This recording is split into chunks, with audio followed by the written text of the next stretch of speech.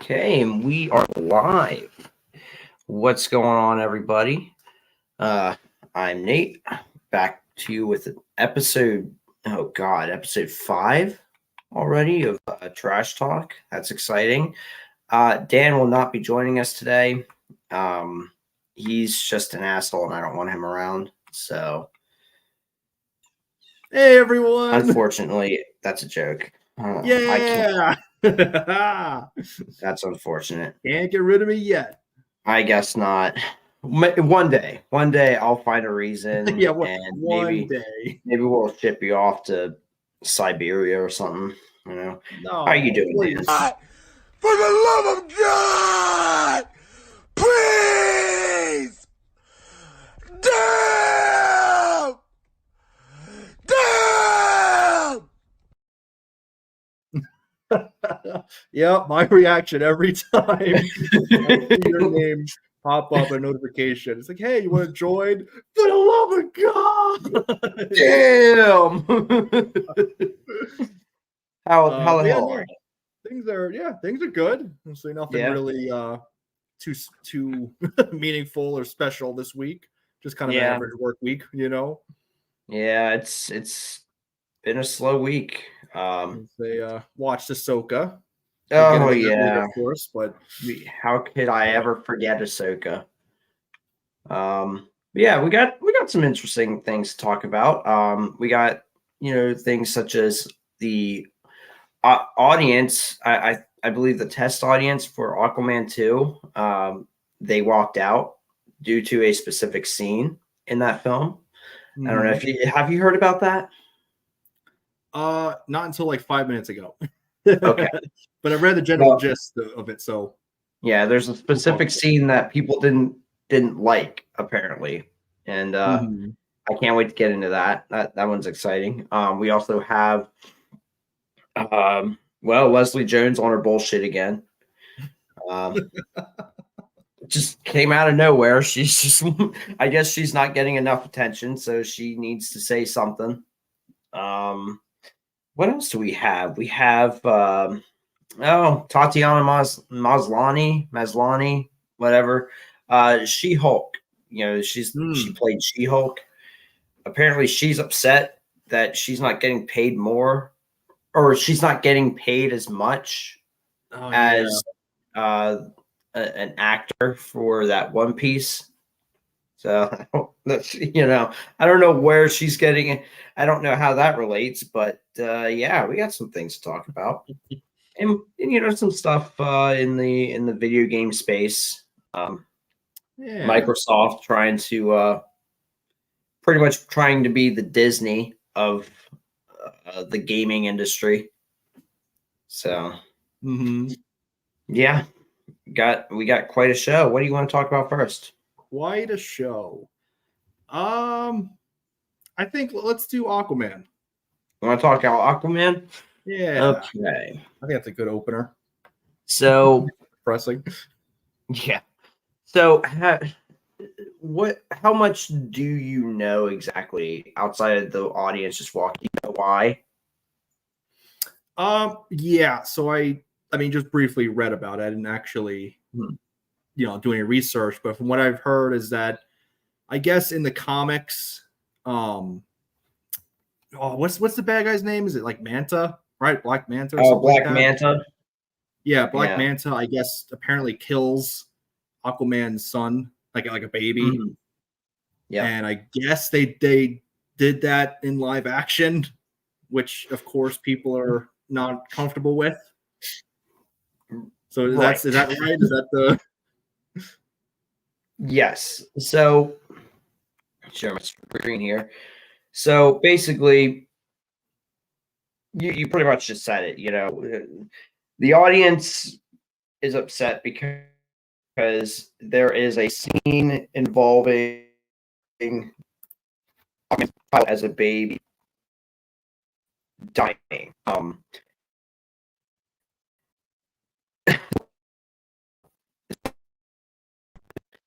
Have you watched the trailer for Aquaman 2?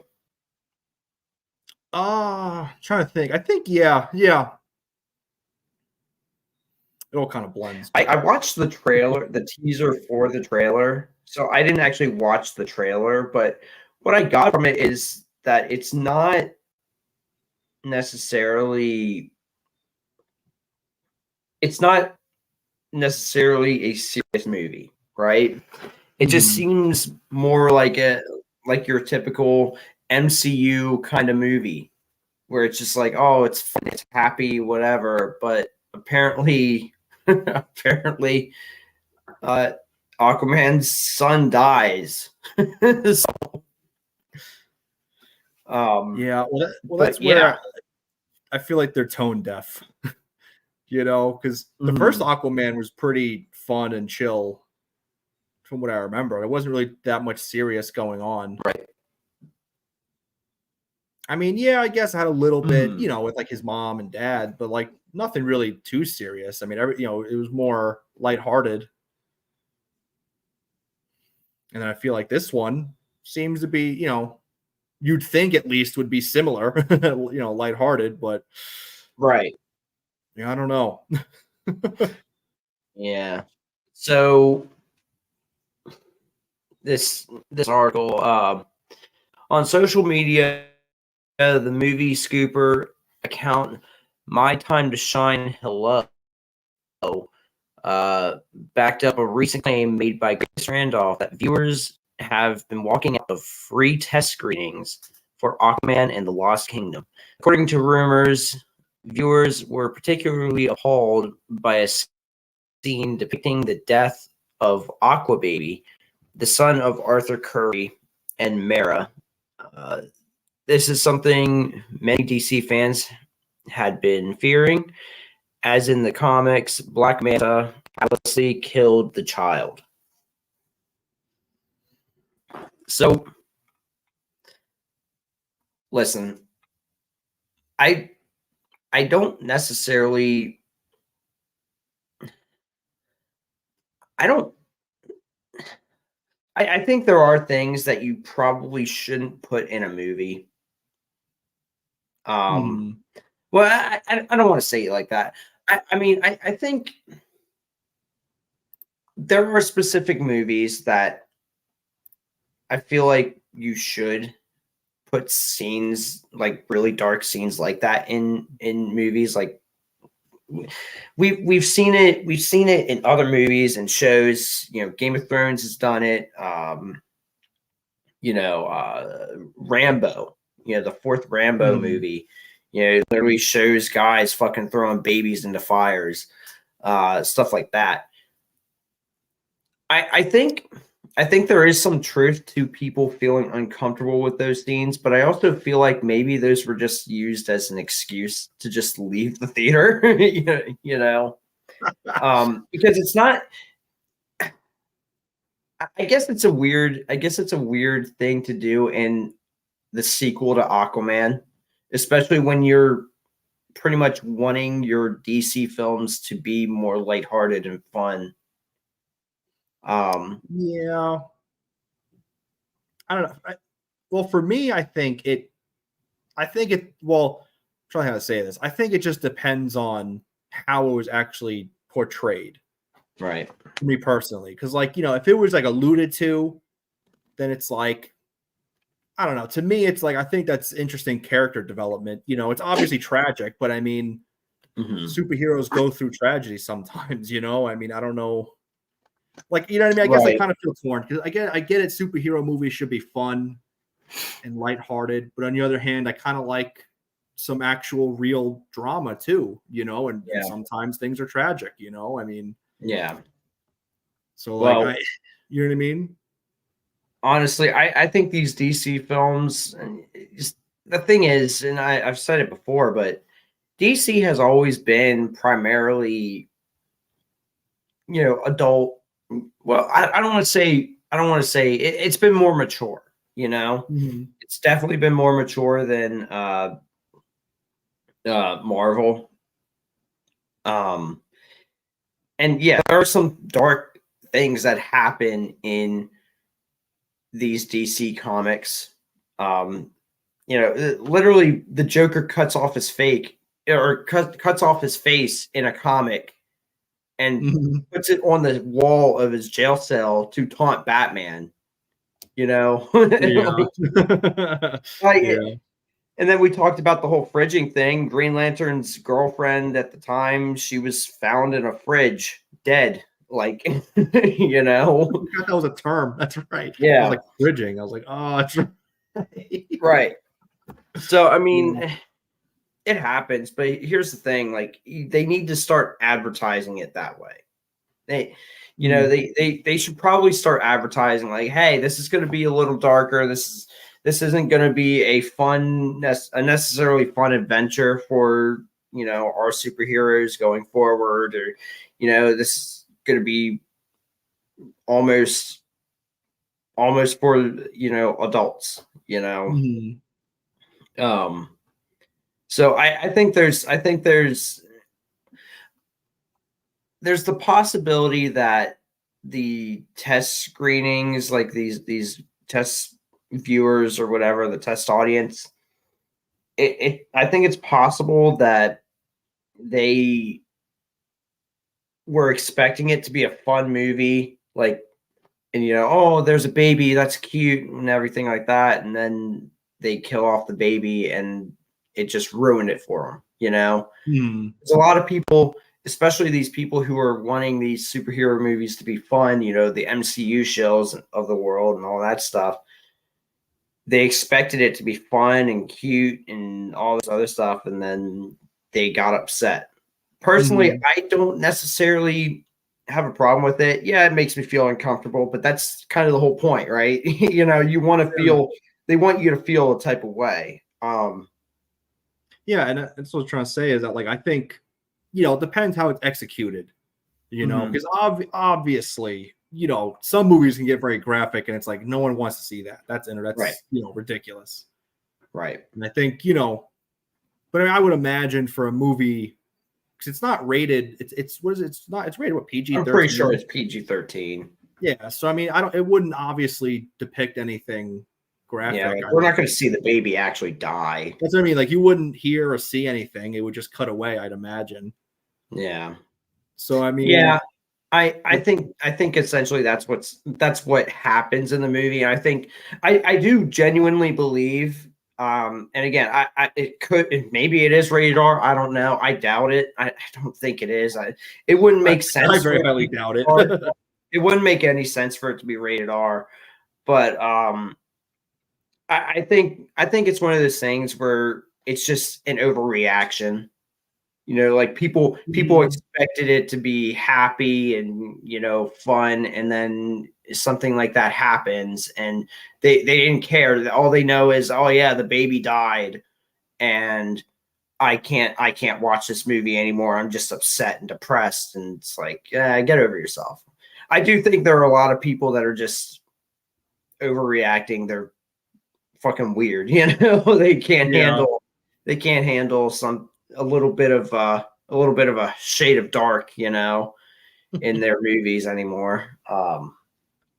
Which I think is sorely missed on DC. Well, yeah, and I was gonna say, even like, I mean, obviously not to the same level, but I mean, like, even like in the MCU, right? Like, Iron Man dies.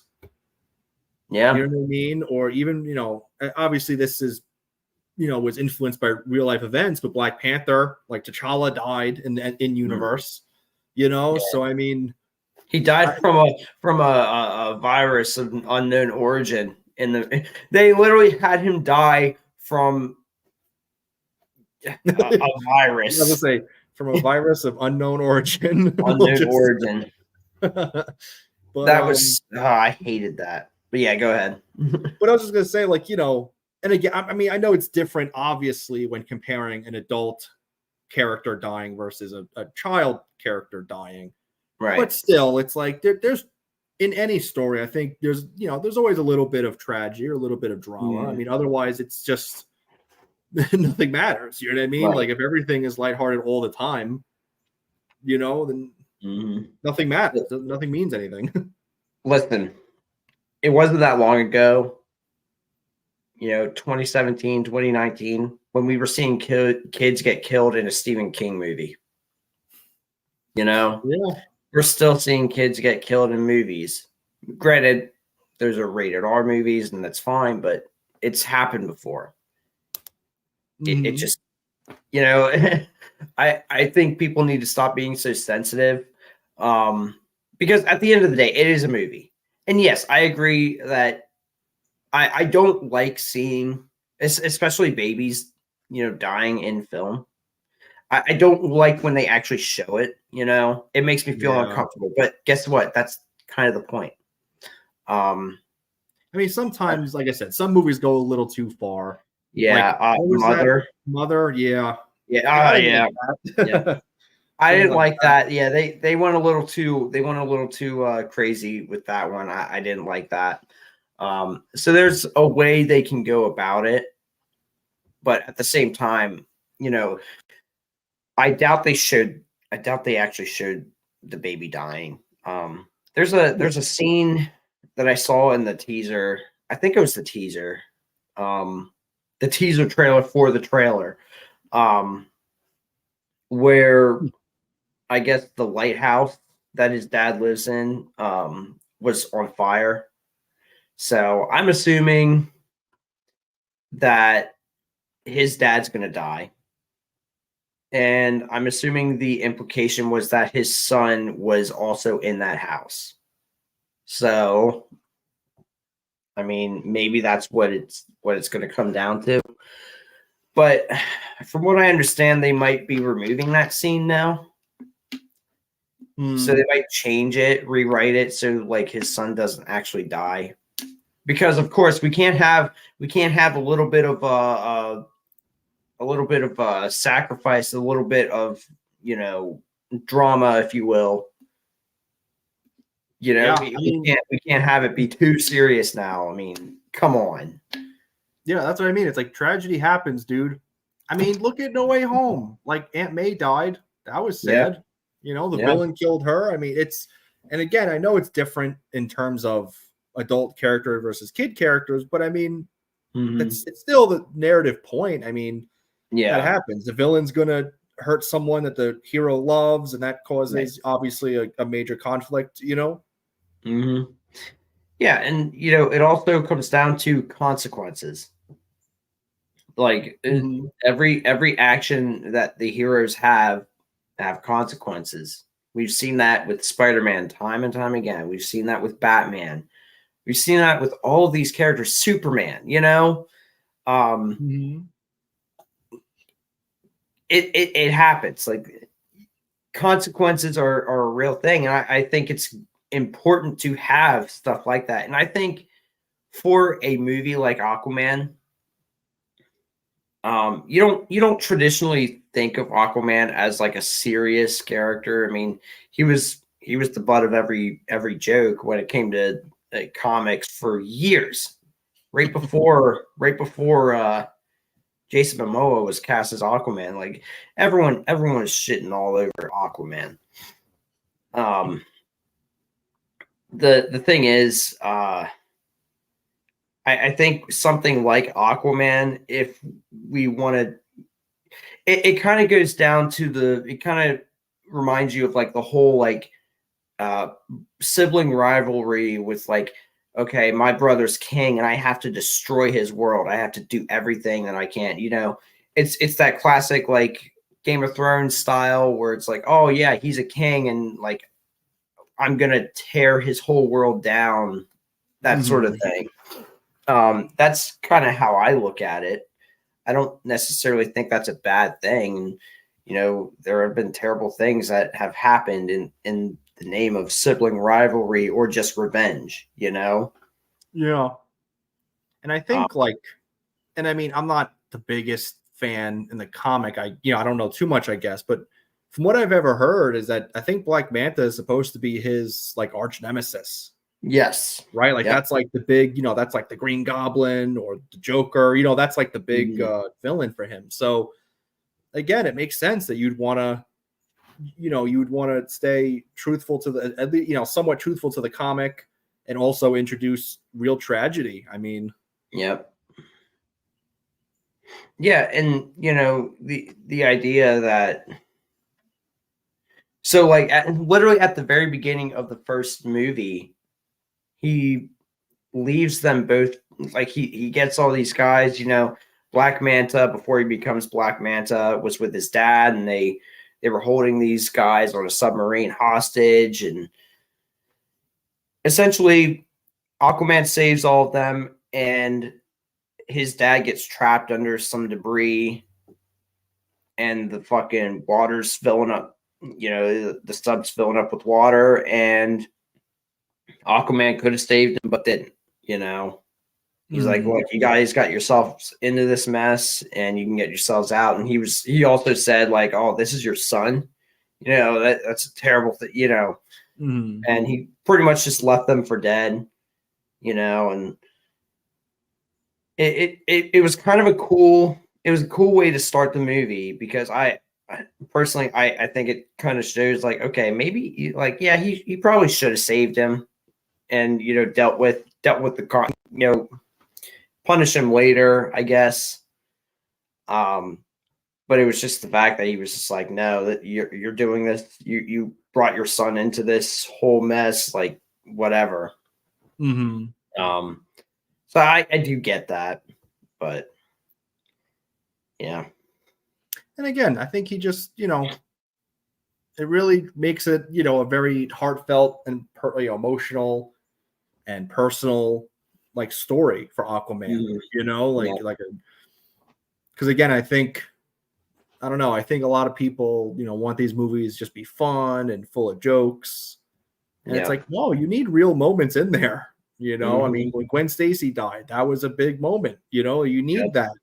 If you don't have moments like that, then what, Yeah, and even back when The Amazing Spider-Man 2 came out, even back then, I was like caught off guard because they hinted at it in the trailers for the movie that Gwen was going to die. But I was like, oh, the whole time I was just like, yeah, they're probably just they're gonna hint at it, they're gonna make some allusions to it, but it's not gonna they're not gonna kill her off or anything like that. They'll make it look like she's about to die because that's how it is in the comics, but he's gonna save her, and then she dies, Yeah. Which was that was the most surprising thing that they've ever done for a Marvel film.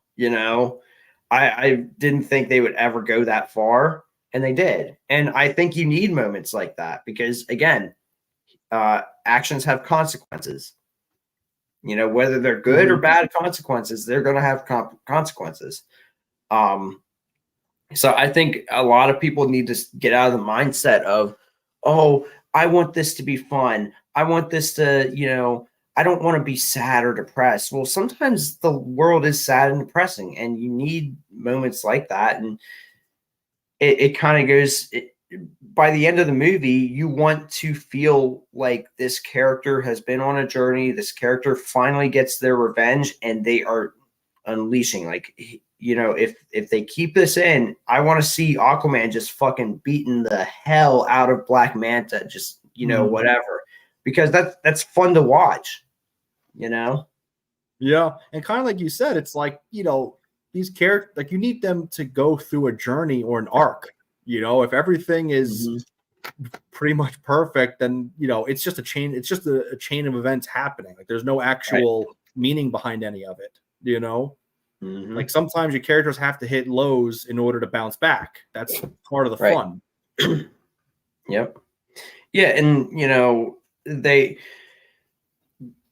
people, I mean, they don't say it anymore, but it used to be that, oh, the movie or the movie is only good at is only as good as the villain, right?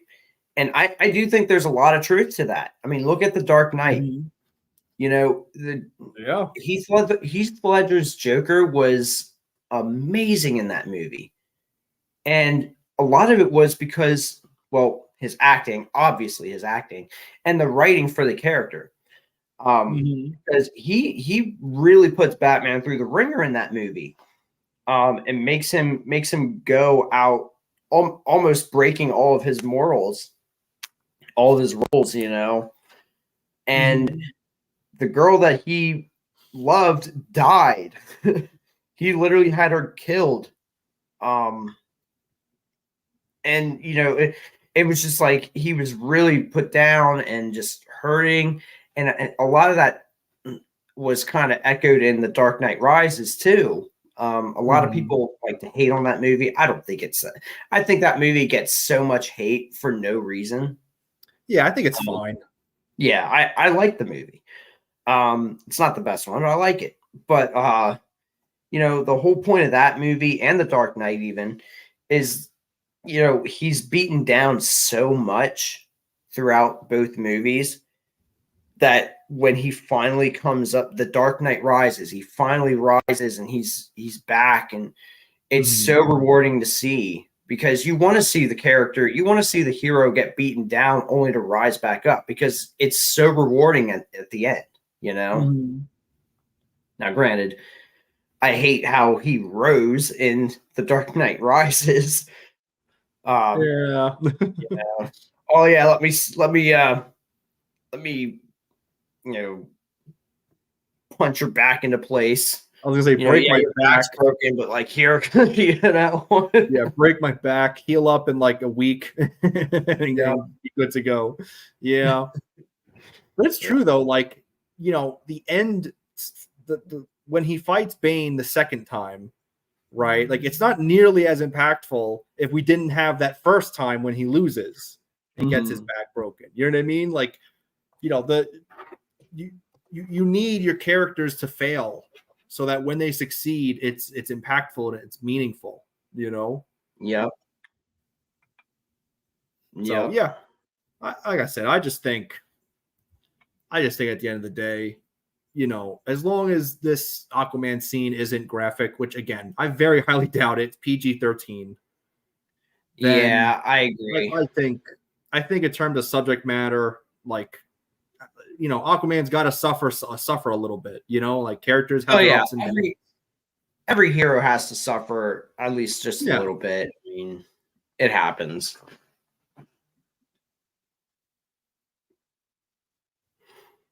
But yeah, I do think, like I said, I think a lot of people have been blowing this out of proportion. The world's a little dark sometimes. Just get over it.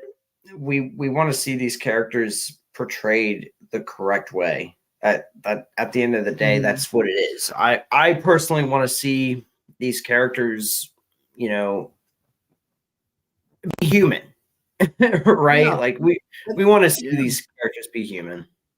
And that's also part of the, you know, that's what makes them so inspirational and impactful, right? Is that they go through a lot of the struggles that us regular people go through, and you watch them persevere. You know, I mean, if they had a perfect life where everything was perfect, it's not very interesting, right? Because none of us can relate. It'd be like, yeah, I don't know what it's like to have everything, you know? You know? So like the most, you know what I mean? Yeah, the most inspirational stories are the ones where, you know, the main character, you know, takes a lot of like emotional or mental beatings, you know, a lot of losses in their, you know, throughout the movie, and then they overcome it.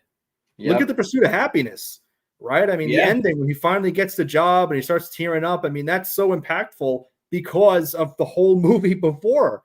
All the times he had to sleep in the bathroom with his kid and, you know, going through shelters and things like that, you know, that's what made the ending so impactful. If he was just a regular guy who got the job day one, wouldn't mean anything. Right.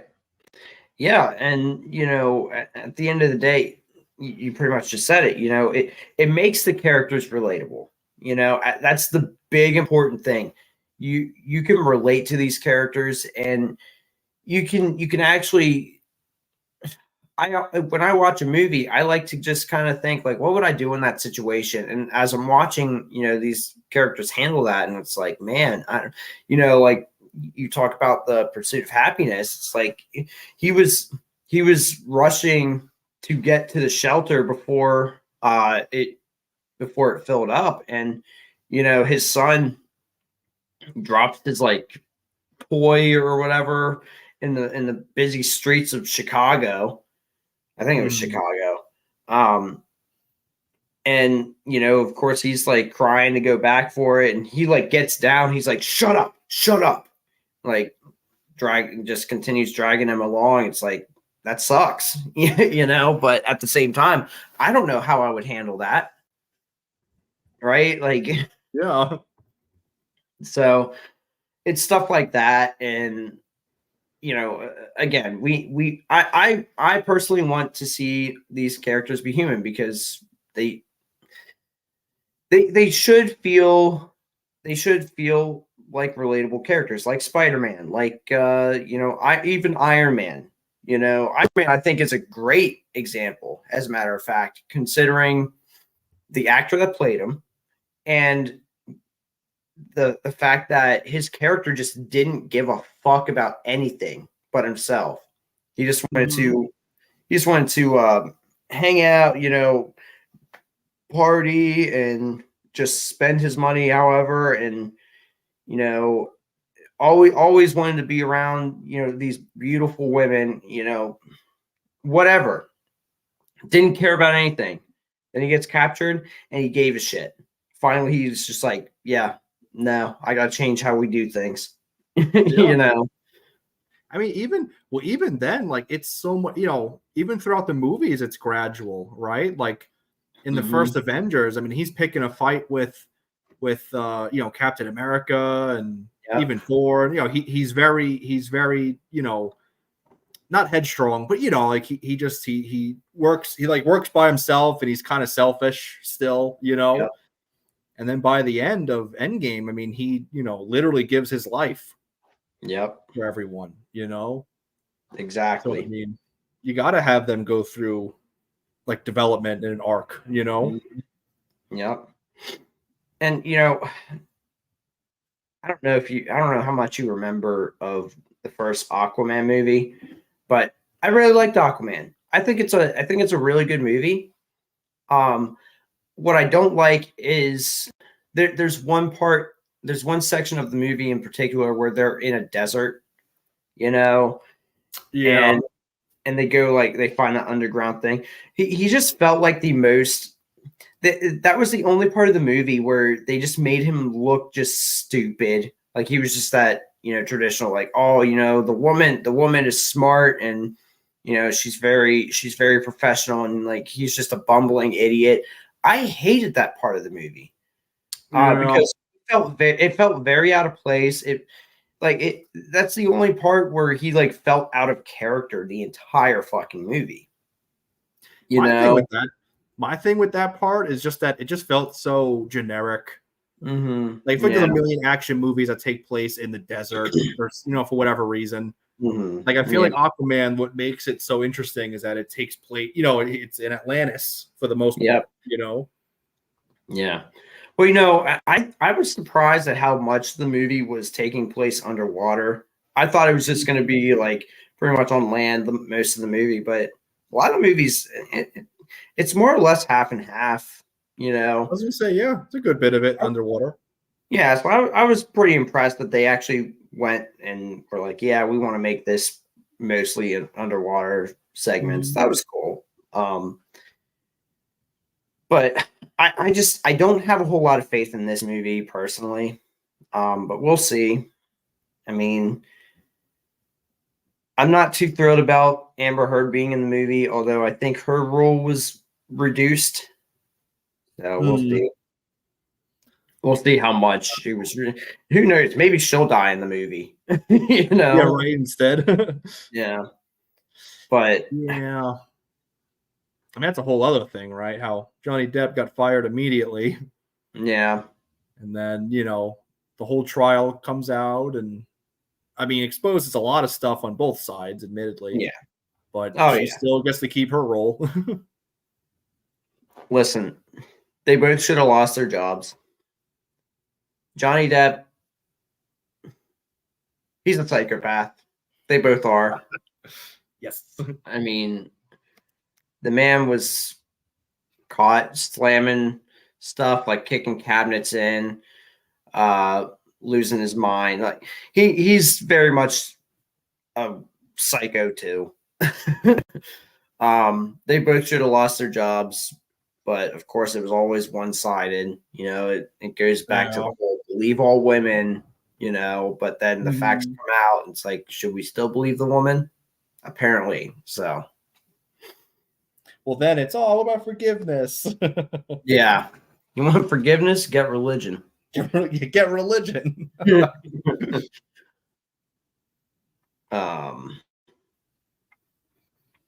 But yeah, I guess we can talk about Leslie Jones. Yes. You hear about how much do you know about Leslie Jones, or well, at least her most recent comments? Very little. I mean, I apparently she came out with I guess her own memoir, and she talked about some like racism she's felt throughout Hollywood, and I guess when some of her previous roles or something like that. Right. So, Rolling Stone's article, Rolling Stone, you know, Leslie Jones, racist Ghostbuster trolls nearly broke me. Ugh, that is not a good picture of her. I just, yeah. So, in this exclusive excerpt of Leslie fucking Jones' memoir, the comedian writes about how difficult the all-female Ghostbusters was for her. Okay. So, listen. Okay. I don't like this movie, the journalist said, and you've got 5 minutes to prove to me that it is worth watching. The cast of Ghostbusters was on a press junket somewhere and some guy with a German or Scandinavian or Russian accent. What does that matter? What does it matter what his accent is? What does that have anything to do with what he's saying? Okay, so what are you trying to say there? Well, I don't know. That's so annoying. It's interesting how this person with an African accent. Oh, what the hell is this? Of course. So, regardless, whatever. Of course, they want me to subscribe. I'm not subscribing to your shit. I'm sorry. It's not happening. I would have done that. I wouldn't have. Oh, that's so annoying. So that pisses me off about the whole, this person with a specific accent. Would you say that? Would you say the same thing if someone was like, "Oh, this person with a ghetto accent had a problem with the diversity in this movie"? Yeah. Like, give me a fucking break. Oh God, that pisses me off. So basically, she's complaining that the racist trolls are the reason that she doesn't have a career anymore. Oh, that's why. Well, she complains that her white co-stars got paid more than her. Guess what, bitch? Kristen Wiig and Melissa McCarthy, especially Melissa McCarthy, they are better known. They have been in movies long before you have. You're just an SNL bitch that just came out of nowhere. No one fucking cares about you. Yeah, and not during the good years of SNL. Right. I hate to break it to her, the good years of SNL were back in the 80s. That's what I mean. Like, SNL now is not the same as back in the day when all the major comedians that we know now used to be there. You know what I mean? Right. It blows my mind. It's the idea that she's coming out and saying yet another fucking thing. Like, it matters at this point. Listen, your movie sucked. Get over it. And for you to just be like, oh, my white co-stars, they they got paid more than me. It's so racist. You know, Melissa McCarthy came to your defense. She actually, I think she was on, you know, what's the Jimmy Kimmel, either Jimmy Kimmel or Jimmy Fallon. There's a clip of her in the middle of her late night interview or whatever, and she's literally yelling and like, all these racists and these sexists, and you know, just losing her fucking mind and losing my fucking respect, because I actually liked her until I saw that.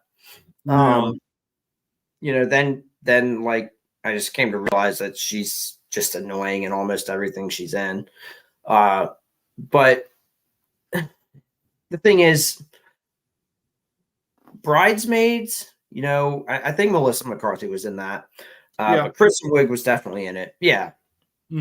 Bridesmaids was so successful because guess what? It was funny, right? Like it was actually a funny movie. I haven't seen it in years, but I remember I thought it was fucking great, you know, and this whole idea of, oh, you don't like it because it's an all-female cast. Actually, there are movies that I like with an all-female cast. You know, you just don't make them good anymore. I didn't even want to see Bridesmaids until my dad decided he was going to watch it, and I watched it with him, and I actually thought it was great.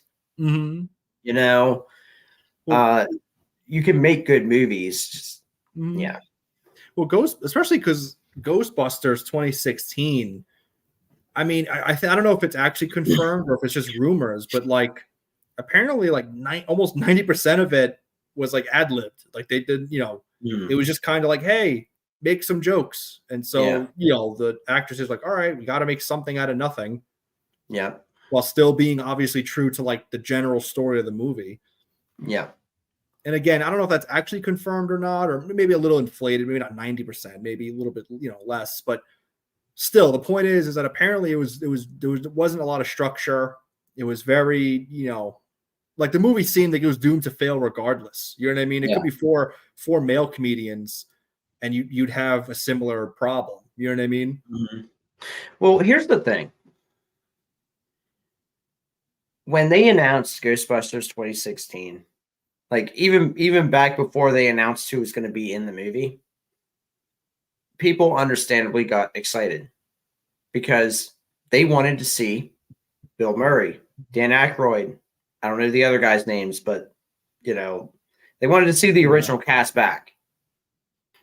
You replaced them with an all-female cast of, you know, pretty much two female comedians that, you know, are actually liked, and then others that people don't even fucking know. We all wanted to see the original cast back, so you're already doomed to fail just because of that. So instead of complaining about it, why not make a good movie out of that, even if you didn't want to have the original cast back, which I didn't watch the movie. The only Ghostbusters movie I watched was the first, like the original Ghostbusters, the very first one they made. Oh, really? So I'm not a Ghostbusters guy. But the thing is, I understand the want for the original cast. And from what I understand, they had the original cast back, but they were playing janitors. They were like reduced to nobody characters. It wasn't even like, oh yeah, we're retired Ghostbusters, you know, whatever. I think it was like a cameo. I don't remember. Yeah, I heard at least Bill Murray came back. I can't remember about the other ones. Maybe Dan Aykroyd came back for like cameos, but they were like janitors, or something like that. I don't know. I didn't watch the movie, so I don't know. But you know, you already do that, and it's already insulting to the fans that you didn't even want to have the actors back. Maybe the actors didn't want to do it at the time, but still, there was a way you could have done it where it could have been respectful, and clearly it wasn't respectful at all. And instead, like you want to get upset and be like, oh, these man babies and these incels and all this other stuff. It's like, we just wanted a good movie, and we don't want to pay you to give us something that we're not going to enjoy. Yeah.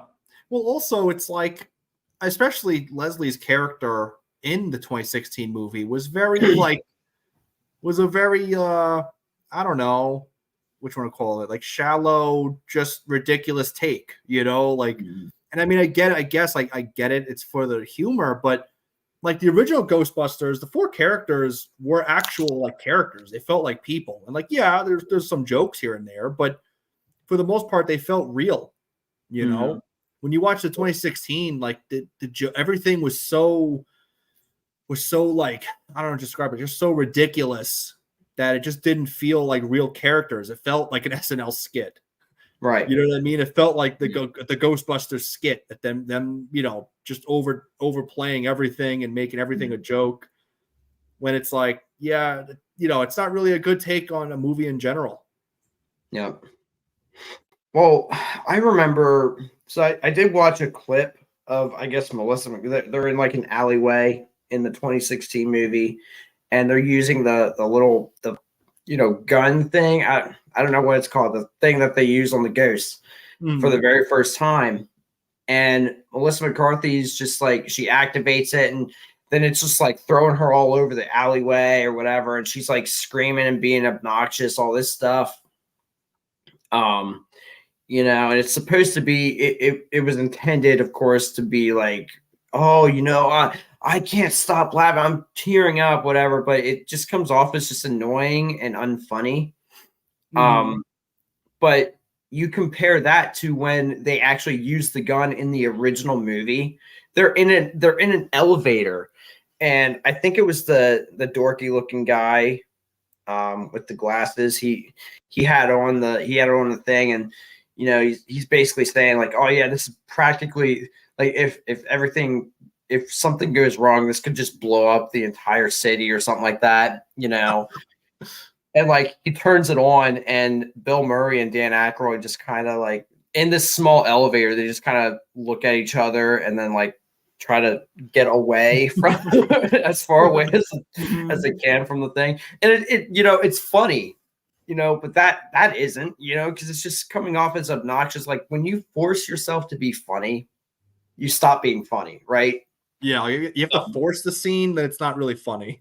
Right. And I get it. You can have stuff. I mean, Jim Carrey's done it, a lot in his older comedies, where it's just like, yeah, he's over the top and funny. You can be over the top and funny when the scene calls for it, but sometimes it's nice to just take a break from that and have more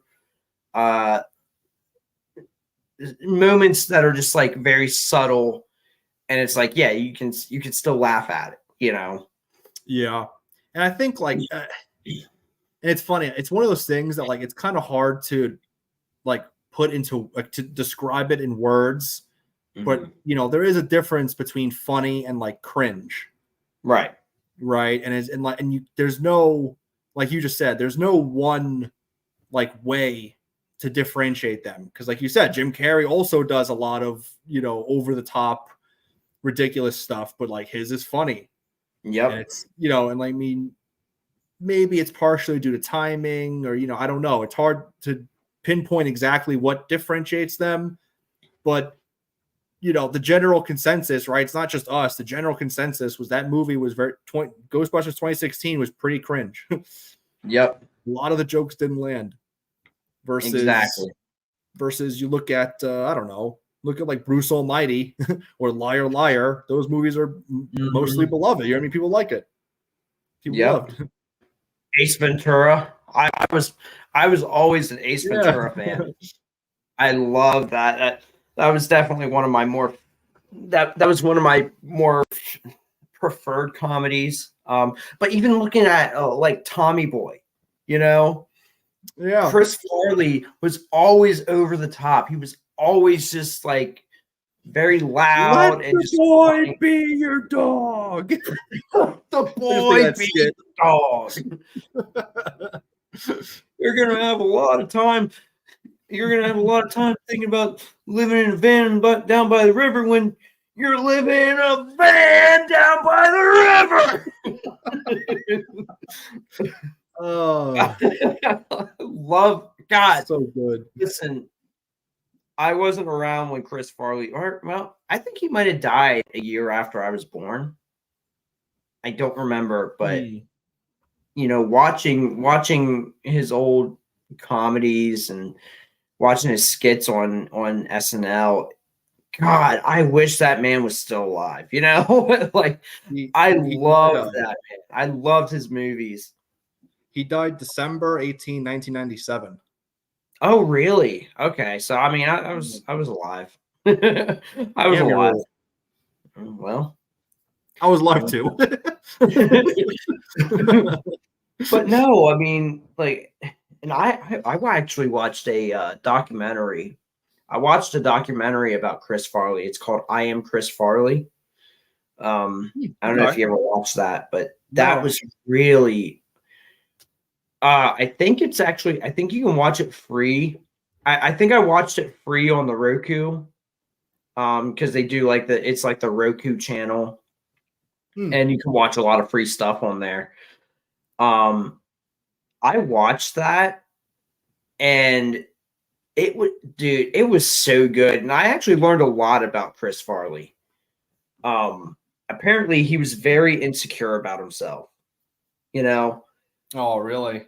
Yeah, like I think it was his brother. I think his brother or his college roommate. I can't remember who, but you know, I guess he was talking with him one day, and he was just like, yeah, you know, people don't really think I'm funny. Like I'm not actually funny. People just like that I'm fat and I fall down all the time. Like that's what's funny to them. And I'm not actually funny. And he's just like, no, you're actually funny. Like, you know, yeah.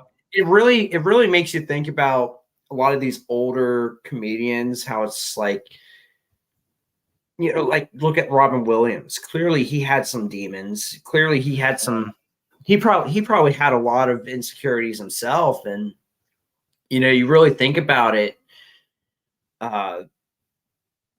it's like, yeah, they probably don't think they're actually funny, but like they think Chris Farley in particular was just like, yeah, people just think I'm fat and that's funny to them. Like, no. Like, you know, even his more subtle scenes in you know, Tommy Boy were fucking great. You know, like I loved the part when he finds David Spade's character you know, pretty much jerking it to the girl in the pool as she went skinny dipping in the pool at the hotel. And he's just like, hey, that's a pretty girl down there. I wonder if she goes out with one of the Yankees. You know, it just goes on about this. And, you know, he's like, oh, I'm going to bed, whatever. And then he's just like, yeah, we got a big day tomorrow. Yeah, I'm pretty nervous or whatever. And he's just like, hey, Richard, who's your favorite little rascal? Alfalfa or Spanky? Sinner. I love that. God, that man was so funny. Oh man. And I'll never forget, that was the first Chris Farley movie I watched. And my dad happened to see it on I think my dad was watching it on TNT or I don't remember. Whichever was always playing those Family Guy reruns. No, TBS. I think it was TBS, and they would always play that. And I remember watching my dad, or I remember watching it with my dad. Like, what is this movie? He's like, sit down with me, son. You know, he's like, this is one of the best comedies, and it was. I really like it. I liked it a lot, and you know, fat guy, little coat. Fat guy in a little coat, and it definitely grew to be one of my favorite comedies of all time. Yeah, you know, Chris Farley was great. He had a huge career ahead of him, and unfortunately, he was doing stuff he shouldn't have been doing, and it cost his life.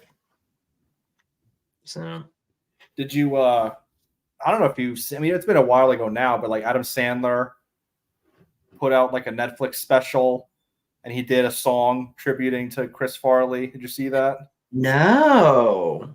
Oh, really? Oh, yeah. It's a very nice song. It's a very sweet, like, man, yeah, because he and Adam Sandler were really close friends. Like they did all those guys. David Spade, together. all of them. Yeah. It was so funny too, because when the first Grown Ups movie was coming out, I remember sitting there, and like even after the movie, I was telling my dad how the movie was, and I was like, yeah, it was really funny. And I told him, I was like, with all of Adam Sandler's friends that he got with him, I still felt like this movie needed Chris Farley. You know what I mean? Yeah. I told my dad, like, if Chris Farley was still around, he would have been in that movie. There's no doubt in my mind. Yeah, that's actually one of the lines in the song. Is he's like, I wish, I forget exactly the wording, but he says like, I wish we could just get on a something. Let's get on a bus and shoot Grown Ups 3 because Yeah. Oh man. Man, that makes me want to cry. It is like it's a very sweet song, but of course it's it's emotional, and he has like a slideshow of pictures and videos, like as he's singing on stage, like you could going through his life and some of the best sketches, and like Lunch Lady Man. Oh yeah, Lunch Lady Land. I like the one skit they did together. It was Adam Sandler, David Spade, and Chris Farley. They were all dressed as women, and of course, Chris Farley's so much bigger. Yeah, and they're like sitting there eating fries. And David Spade's like, "Oh, can I have some?" And like he breaks character, he breaks that like high pitched voice, and grabs him by the shirt. Back off. That's right. That's right. Oh man, God, I love that. Man, oh, they don't. SNL used to be great. I wish I was around. I wish I was old enough to be watching SNL. I mean, I was a kid. I wasn't watching really anything. I was just a baby. But I wish I could have been around that time. That just sounds like a great time to be alive for comedian. For someone who loves comedies, because I love comedies. And nowadays it's just like they're not funny. You get some, but for the most part, it's just. Yeah, I was gonna say you get the occasional one, but honestly, even like Grown Ups, like at the time when it came out, I remember like, oh, it was pretty funny, whatever. But looking back now, I'm like, it's hilarious. Yeah, it's so much better than anything recent. I mean, it's so good. One of my favorite parts in Billy Madison was when Chris Farley shows up as the bus driver. You remember that? I think your mic's muted. Oh, sorry. You're good. Yeah. That's right, because he's like something. He's like, all right, everybody sit down. No yelling on the bus. Well, I was gonna say, even with the hot teacher, he's like, me and her got it on. And he's like, no, you didn't. He's like, no, I didn't. Oh, it's so good. But I would. No, you would. No, I wouldn't. The guy I'm friends with or whatever did it. And he's like, no, he didn't. He's like, all right.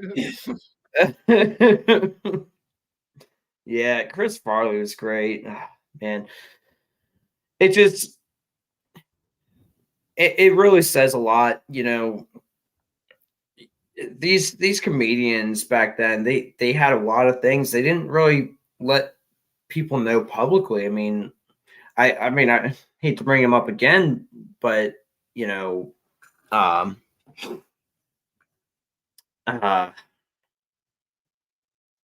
Robin Williams, him not letting a lot. He wasn't out there vocalizing like his how unfairly he was treated, or you know, he didn't feel a type of way. And you can have insecurities, but when you're attacking fans because you hate yourself, and this kind of is just me trying to circle back to the Leslie Jones thing. Don't blame the fans for how unfunny you are. If you feel like you're not winning the fans over, try to win them over in other ways. Don't go out of your way and try to, you know, call the fans racist or sexist or whatever you want to call them. You know, it's so uncalled for. It's unnecessary. You don't need to go that route necessarily, you know? That's the thing. Like some people are just not funny. Yeah. That's what I was going to say. It's like, I think, you know, I completely understand that sometimes fans can definitely take things too far. You know, when you look at like the Star Wars prequel trilogy, some of the actors, like the guy who played Jar Jar Binks, or the guy who played Anakin, Hayden Christensen, like, you know, they did receive a lot of hate, like a lot of like, you know, like cyberbullying and death threats like that. You know, obviously that's too much. You know, like that's you know, obviously that's too far. But on the other hand, sometimes, you know, if your fans criticize you, it's like, you know, sometimes you got to take it on the chin, you know, with the criticism. Like the first thing I think of is The Last Jedi, where Rian Johnson's just like, oh, it's a bunch of crying man babies that don't like the movie. And it's like, or it's just regular people who don't like the movie, you know? Exactly. Yeah. Sometimes you just need to fix stuff about yourself, you know? So I don't know how much of this I want to play necessarily. I don't know if you have any timestamps, because I don't want to get hit for copyright or anything. I don't know. It's kind of, like I was gonna say I could skip to like a nice part. I don't know if it would like ruin. I'll find it's toward the end. Okay. Yeah, try like 455. I was gonna say, because that'll be 455. Yeah. Oops. Oh my god. Shut up. Well, we're getting 452. Well, it's just buffers.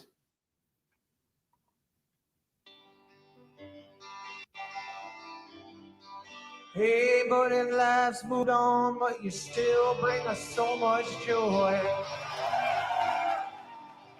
Make my kids laugh with your YouTube clips, or Tommy Boy. Yeah. And when they ask me who's the funniest guy I ever knew, I tell them hands down, without a doubt, it's you. Yeah, I miss hanging out, watching you try to get laid. But most of all, I miss watching you fuck with Spade. Yeah. That's a good part too. It's just like when he takes the thing off. Just like a second or two.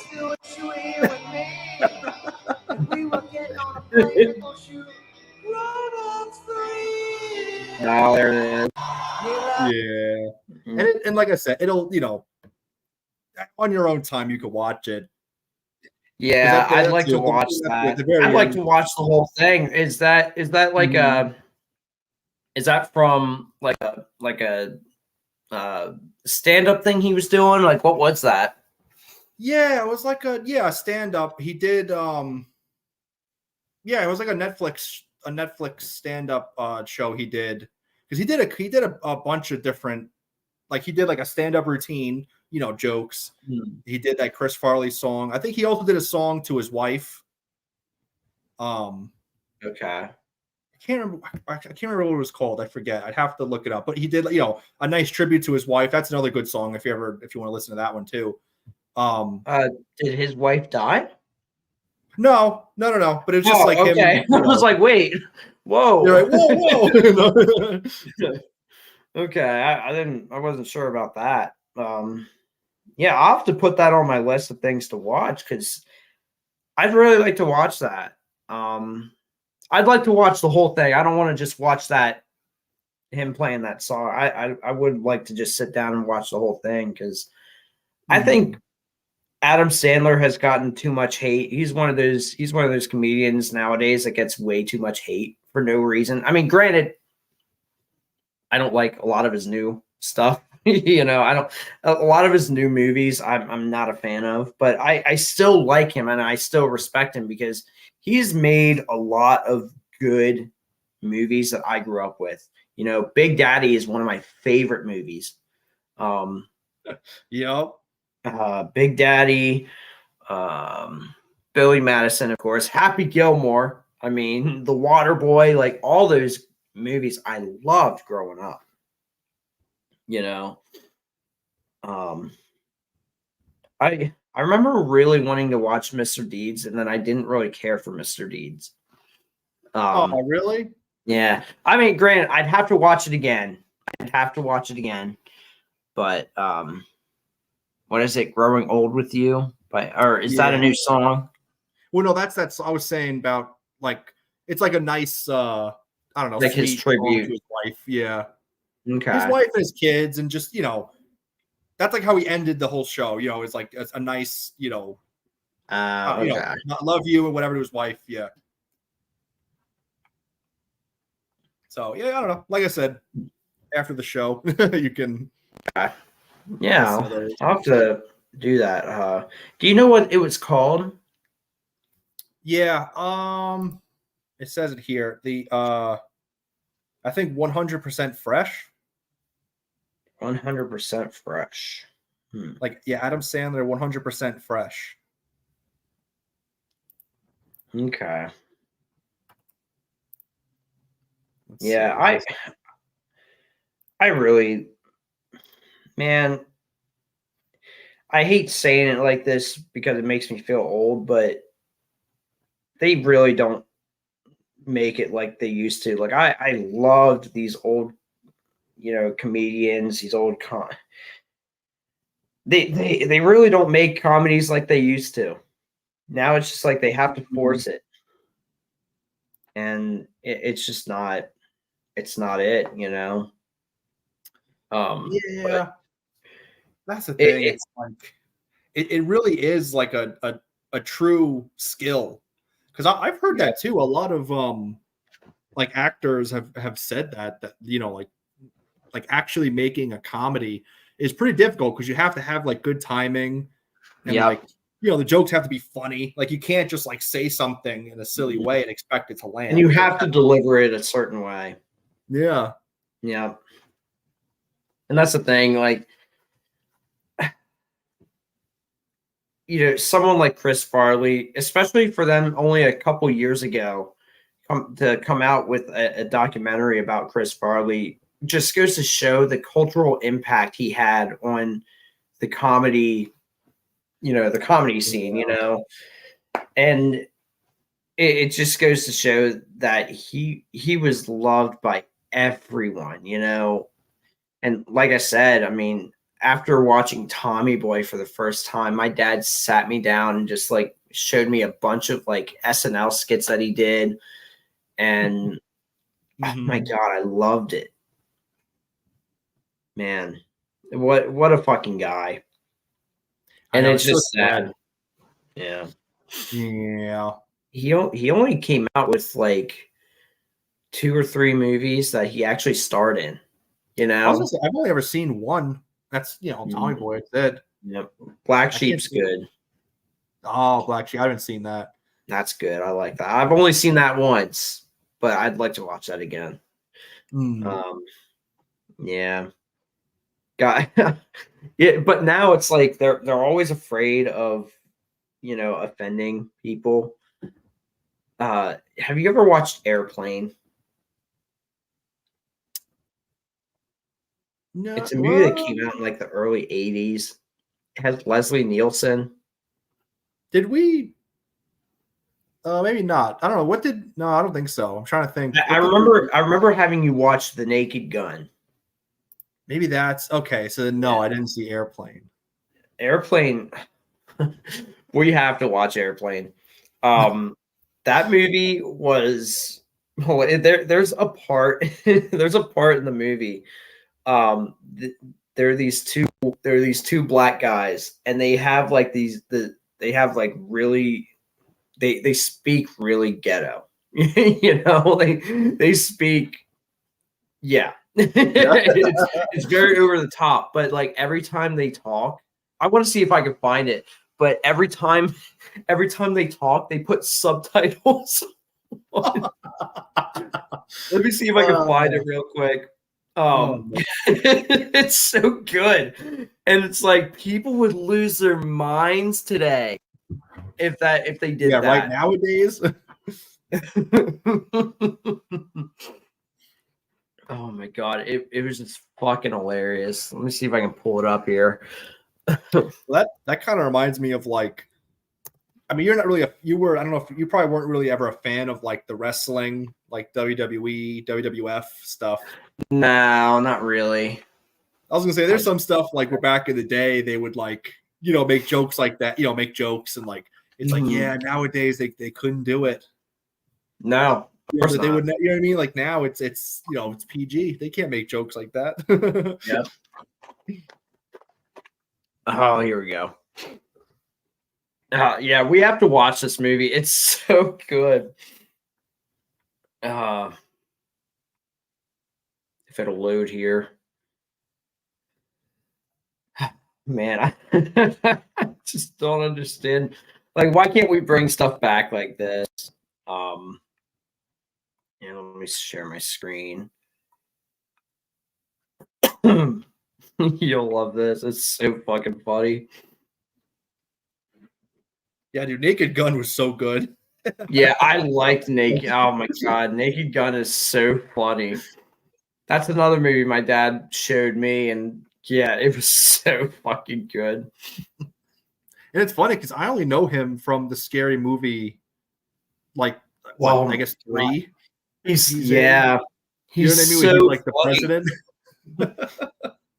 I like the part in the Naked Gun where the one girl, she's wearing like a skirt and she gets up on a ladder and he's looking up and you clearly see him looking up her skirt and he's like, wow, that's a really nice beaver. She's like, thanks, I just had it stuffed. She hands him down a stuffed beaver.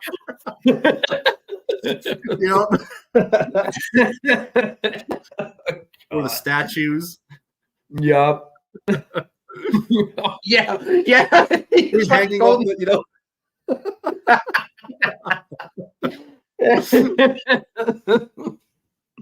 God, I need to watch that movie again. Right, but yeah, this is a scene from Airplane that I fucking love. Shit, man. That hunky must be messing my old lady. Got to be running coal upside down his head, you know? Hey, yo, I can dig it. No, ain't gonna lay no more big rap up on you, man. I say, hey, Sky. Someday I won't see Pray to Jay. I did. Similar predicament. Pro slick. Gray matter back, lop performers down. I take this. Hey, you know what they say? See a broad to get that booty yak 'em. Lay her down or smack 'em, yak 'em. Oh, got to be. Oh my god, people will lose their minds today. Dude, I'll say, yeah, nowadays, even something like The Office wouldn't fly nowadays.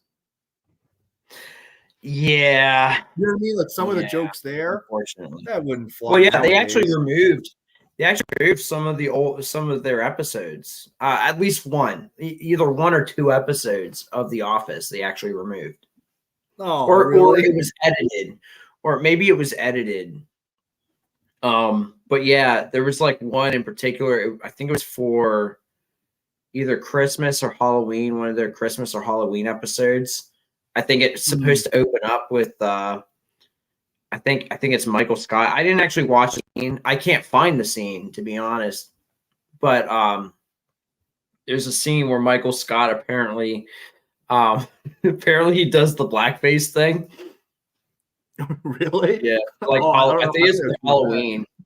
Yeah, and they must have removed that because I did just rewatch the first 7 seasons, whichever up to the last season where Michael Scott left the show.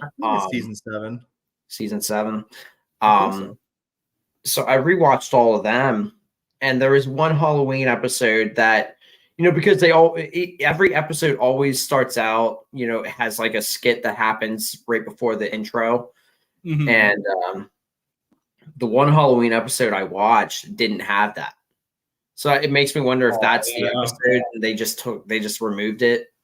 But yeah. Yeah.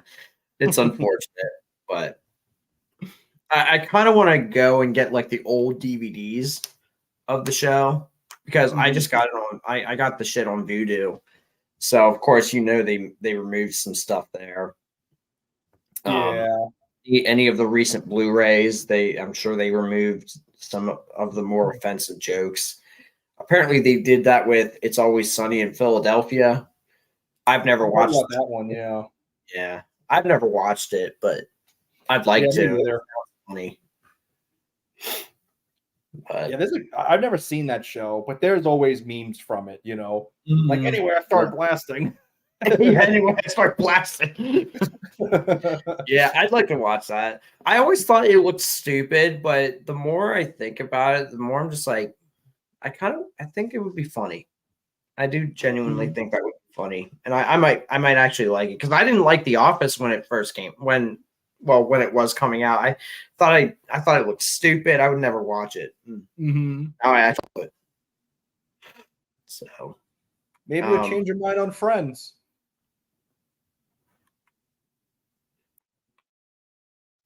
So anyway, we're not going to tolerate the Friends talk. Friends is some of the worst comedies. Yeah, it's right up there with Seinfeld. Seinfeld is one of the worst comedy shows of all time. Be this way. Just want to throw that out there before he interrupts me again. Seinfeld's awesome. No, absolutely not. Oh, you can't. I don't understand why people like Friends so much. It's not even funny. Like I literally. No, Friends and Seinfeld are both funnier than your stupid. I watched a compilation of the funniest clips from the entirety of Friends. A compilation on fucking YouTube. I only chuckled at one of them. Blank face the rest of the fucking video. And it was like a 15-minute video. Yeah, but like it's so much better than The Office. And then Seinfeld, you don't like Seinfeld? What's wrong with Seinfeld?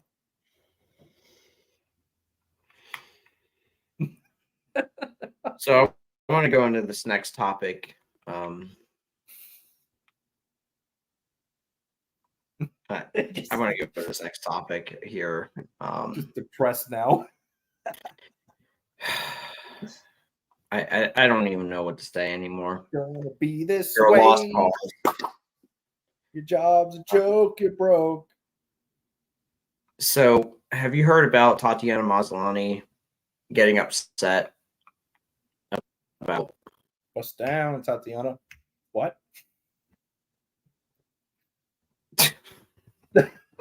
What's wrong with you? So, apparently, Tatiana Maslany, as known for She-Hulk, attorney at law, she's upset because a specific One Piece actor got paid four times more from just one season of One Piece than Marvel paid Tatiana Maslany for She-Hulk. Isn't also one season? So yes. like for just one season. So, it's like, but it's also one season. Right.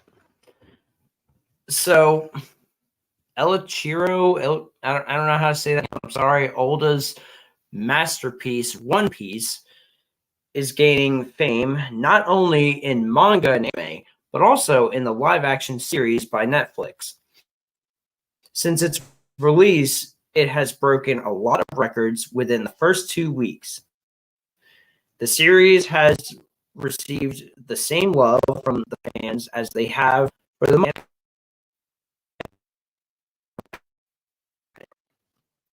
This has resulted in making this adaptation of the series. Okay, blah blah blah. The biggest expenditure of the series was the salaries of the star cast, which were way higher than that of many of the leading characters of other famous series. McKenyu, I don't know what that is. Is that the actor? The actor who played McKenyu. Okay, so he's the actor that plays Zoro in One Piece. I know nothing about One Piece. I do. But I know nothing about it. But the actor who plays the role of Zoro has made nearly 4 times more than the lead actress of She-Hulk, Tatiana Maslany. So basically, she's just upset that she's not getting paid as much as McKenyu. Do you know much about McKenyu? Do you know much about this guy? No. So apparently he's very famous over there in, I want to say, Japan. He's very popular in Japan. I did my research, actually, believe it or not. I do that from time to time. Wow. But I know I'm professional. But no, apparently he is very popular over there. And, he's done a lot of stuff. He's a skilled fighter, a skilled swordsman, I think. Oh wow. Regardless, he's trained a lot. Yeah, he does a lot of his own stuff. Now as far as Tatiana Maslany, what have you seen of her before she did She-Hulk? Nothing. Exactly. So there's no reason for her to be pissed. No, but here's the thing. I don't. What's the relation between Netflix and Disney? Yeah.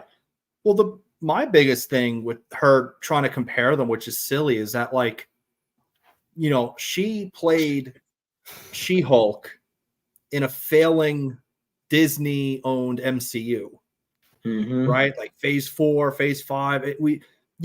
By literally any metric, like the MCU is failing. It's not as big as it was culturally. People are starting to tune out. So it makes sense that by the time she gets to She-Hulk, it's, it was expected not to make a lot of money. Disney Plus is just losing subscribers by the thousands a day. Right. So of course, She-Hulk wasn't projected to make a lot of money for them. So yeah, they're not going to have a lot of money to pay her. You know what I mean? And like you said, she's also not well known. Now, One Piece is I don't know the exact charting, but One Piece is one of, if not maybe the most popular manga and anime of all time. It's still running for 20 years or something. Yeah, it has over 1,000 episodes. Yeah, a ridiculously long runtime, and it's still going. I'm pretty sure they're still making more manga, more anime. So you know what I mean? And on top of that, so what I'm trying to say is that the One Piece fandom is huge across the world, especially in Japan, obviously, maybe just across the world. I mean, again, the biggest anime and the biggest manga in the world.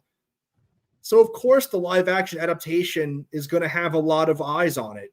Everyone knows that at least the first season is going to make a lot of money. On top of that, you have, in Japan, you have a very well-known actor, like you said, who's playing the role. Of course he's going to make a good amount of money. You have a very successful product that is going to be very profitable, and you have a very well-known actor. It's that's obviously he's going to get paid a lot. These are two, these are two parts of the formula. When they come together, everyone gets paid, versus her on She-Hulk. It's kind of the opposite. It's you have this, negative MCU Disney stigma, admittedly, because it's been going pretty bad. So, I mean, it's well deserved. But, you have that weighing on it, and you have an unknown actress. Yeah, she's not going to make as much money. I mean, I don't think that's, that's not like sexist. That's just the market. You know what I mean? Right. So, I mean, it's no secret that you were definitely like more into anime than I am. The only anime I've ever watched was Death Note, and I think I think I might have watched something else. I don't even remember. But yeah, I've watched stuff like stuff from Studio Ghibli. Like I've watched Howl's Moving Castle. I've watched what's the other one? Spirited Away. I've watched stuff like that. Those are good. But you have a much better understanding on the anime side. So clearly you understand the fan base is huge for One Piece. Now I barely have any knowledge of anime. But I do know that like a lot of people talk about One Piece, right? Mm-hmm. Yeah. So have you watched any of One Piece? Like, do you know anything about the show? Or not really. It's not really. Not really. It's one of those things that like it seems interesting, but because it's been going for so long, I think I'm trying to think. It might have started in like 95 or something. I don't even remember. Because I mean it's been practically as long as we've been alive. Okay. It's been coming out. So like like that's a lot of backlog to try to catch up on. So I kind of gave up on that. I was like, maybe one day if I skip filler, but yeah. I did find out there is because I actually am considering getting into it. Because I'm interested in watching this live action adaptation because everyone's loving it. Which listen, that surprised the fuck out of me.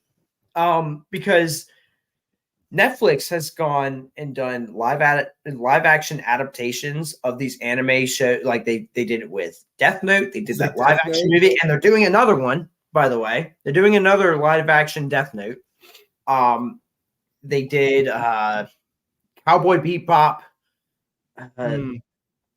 What else did they do? Cowboy Bebop, yeah. I think they did something else. I can't remember, but they've been failing in the live action adaptation department for these anime shows. So when I heard that this was actually really good, I was like, what? you know? Like, what do you mean it was good? I expected it to fail. I expected it to be another flop. And it's actually good. Like people are loving it. So yeah, I want to check it out. And there's actually a website that actually can it actually like tells you what episodes to watch. That it tells you like, oh, just skip all these episodes because they're filler. Like it'll tell you the episodes you need to watch. And apparently some episodes are not even canon. Well, what do you mean? Like that's I mean, I think by canon they usually mean like filler. Okay. Like if it's not in the manga, you know what I mean? It's just kind of it's in the anime to like fluff it up, Okay. Yeah. So I really don't know, but because the manga is just the manga is just a like Japanese comic book. Yeah. And that's like the original, that's like always the original story to these. Oh yeah, of course. Anime is just I was hearing that I guess some episodes aren't even canon to the show that it's on. You know what I mean? Not that the show's canon to the manga. I understand that. But apparently some episodes just aren't canon to the show that it's on. I don't really know. Like I said, I have no knowledge of it. But back to the whole Tatiana Maslany thing. Listen, I don't know how much she did outside of just acting in those scenes, but I can't imagine she did a whole lot of action, you know. I can't imagine she did a whole lot of, you know, like, you know, choreography, like fights and stuff like that. So it makes sense that he would get paid more anyway, because at that point, you're not just paying him to act, you're paying him to do his own stunts. Yeah. So it makes sense. And the fact that he is a big name over there in Japan, that actually means something. Like if he's going on to do something for Netflix, you know, they had to pay him a lot, or otherwise he probably wouldn't have even done it. Yeah. And you got to imagine that, like, I mean, One Piece is definitely global, but I would imagine most of their audience is in Japan. You know what I mean? So like having a well-known Japanese actor, of course, a lot of people in Japan are gonna resonate with that. Like, oh, that's, you know, I don't know his name, so and so. I've seen him in this, and you know what I mean. McKenyu. His name is McKenyu. But yeah, a lot of people, of course, are going to recognize him over there. You know. Yeah, and you know, I'm very confused as to what she's upset about, mainly because she's working under Disney, right? If she had a problem with what she was getting paid, she should have went to Disney and been like, "Yeah, I want to get paid more for this." That's how it always is. She knew what she signed up for, right? She knew what she was getting paid before she even did it. Before she even signed anything, she knew what they were going to pay her. So it blows my mind that especially these, you know, it's like all the weight, the gap, the pay gap for male actors versus female actresses, you know, it's so they get paid a lot less than the male actors. Okay. But you, at the same time, you signed up for it. You knew what you were getting paid. If you felt like you were worth more, you should have been like, yeah, let's talk about getting paid a little more. Otherwise, I'm not doing it. But the problem is you don't have anything going for you. Why? Because no one knows who you are. So you got to suck it up. I'm sorry. I don't know what she's done before She-Hulk. I've never heard of her before. Yeah. And like you said, too, it's like it's kind of weird, too, for her to compare different, like, I feel like with acting, you can't really compare two different roles from two different companies. You know what I mean? Like, it just doesn't, it's just not comparable. You know, in real life, if you want to compare a McDonald's cashier versus a Burger King cashier, you know, fine, right? They're pretty relatively equal. But, you know, in terms of acting, I mean, again, like, the main star in One Piece is significantly different than the main actress in She-Hulk under Disney. You know, like they're two different companies, two very different productions and fan bases. There's so many factors. You can't just compare them, you know? Right. And, you know, why is it? I'm confused because this guy, he's not even the main star, right? He's not even the main star of the show. Yeah. So, you know, I don't know what the other act. I don't follow that. I don't really care how much they're making. But why is she upset with this one guy? Is it the fact that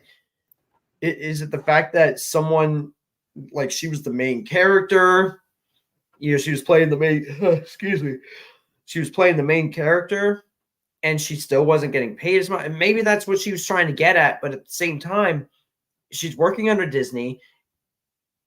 Netflix probably, if she went to do something with Netflix, I'm sure they would pay her more, depending on what it is.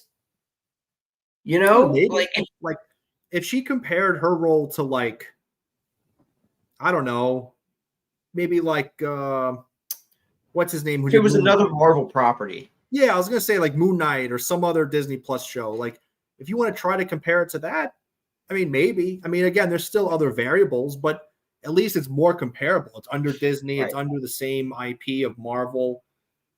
maybe that's more comparable. But to compare, like you said, to Netflix is One Piece. I mean, come on. Right. If she wanted to come out and be like, oh, Florence Pugh got paid more than I did, and she was a side character she played a side character in Black Widow, then okay, fine. Mm-hmm. But, at the end of the day, this is from a completely different studio, completely different IP. Like, you can't, like you said, it's not comparable. It's just an unrealistic way of thinking. And it just goes to show how much of a bubble these actors are in, especially over here in the States. It makes no fucking sense. Yeah, because no two actors are going to get paid the same. Mm-hmm. And no actor on two different projects is going to get paid the same. You know what I mean? Like, it just doesn't happen. It just depends on your role and depends on the IP and the fan base and the company. There's so many variables. You know what I mean? Right. It doesn't make any sense. And I think she's just upset because,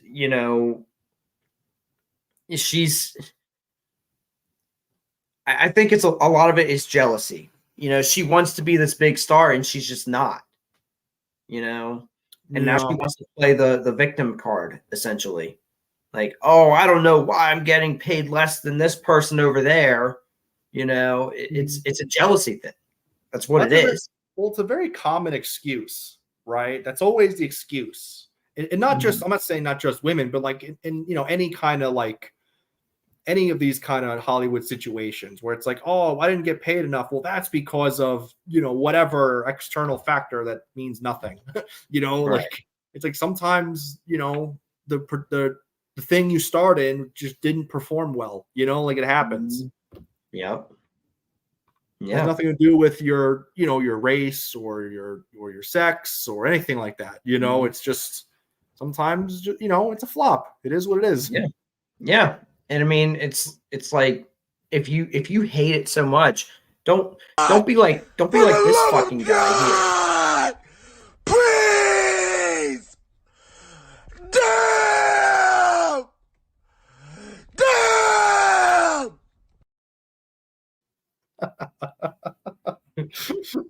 You don't want to be like that fucking guy.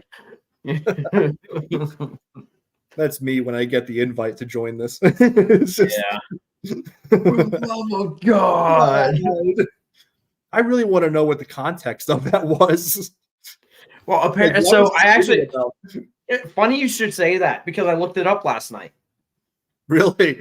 Yeah. Apparently, it had to do with the lockdowns. Because I guess he made a video pretty much finding out that this is what other people are saying on YouTube. But apparently the context is that he was upset because they were like, oh yeah, we're gonna lock down for like 2 weeks, and then they were like, no, it's gonna be 6 months. So he got upset. Oh my God. I don't know if that's actually true, but that seems to be the general consensus of what people are saying. So yeah, that's funny. So I remember you sent me something about Sophie Turner. Turner and I don't know who's Joe, Nick, or Jack Jonas. I don't know these fucking guys. But you sent me something about how they got a divorce or something, right? Well, yeah, so let me see. I think is it Joe? I think it's Joe. Is it Joe? I don't fucking know. I don't know who the Jonas Brothers are. I don't care. I don't know if there's Joe, Jack, Jill. I don't know. I don't know who's who. But apparently they got a divorce. And when you sent me that, I think they're getting a divorce. Okay, they're getting a divorce. Yeah, like I think Joe filed the paperwork right recently. you sent me that like what last week or the week before, and I was like, I don't fucking care. I don't care. But did you hear about the drama surrounding it? What, like why they're divorcing, or I don't know. I don't know if this is the reason why they're divorcing or what, but regardless, this thing is a lot bigger than I thought it was. So apparently, Sophie Turner is accusing Joe or whoever the fuck of abducting her kids. Or I don't know. Do they have twins? Do you have one kid or whatever? I don't know. Claims that he's trying to abduct her kids, right? So basically, that translates to he wants full custody. You know, yeah. essentially. Well, I at least from what I read was that I think he filed for divorce because apparently she likes to like party a lot, and he didn't think she was like fit to be around the kids. Yes, or at least by herself. I don't know if I don't know what that means, but yeah. So I guess that probably played it too. Like maybe he decided, you know what, I'm taking the kids and I'm going to our other house or whatever. And then she claims, that he abducted them. Yeah. So essentially that's the big issue, right? You know, she wants to be this party girl, and she actually has said like she didn't get to party when she was younger, you know, and now she wants to do this and screw around and whatever. Okay, but you're a mother now, right? And this goes to show that I feel like kids shouldn't be actors. You know what I mean? I don't think kids should be actors because they're not living their childhood. They don't get a chance to have a childhood at that point because they're always working, you know, and they're always going from place to place, you know, shooting these films, whatever. They're not living their lives as children. And this right here. Now they have kids together, and now she wants to do all the things she couldn't as a kid. Well, to be honest, I don't even blame it on her missing out as a kid. I think it's just her being immature. Because absolutely. Yeah, because I just read now, but like they were married for 4 years, and then they have kids, or at least a kid. I didn't even know that.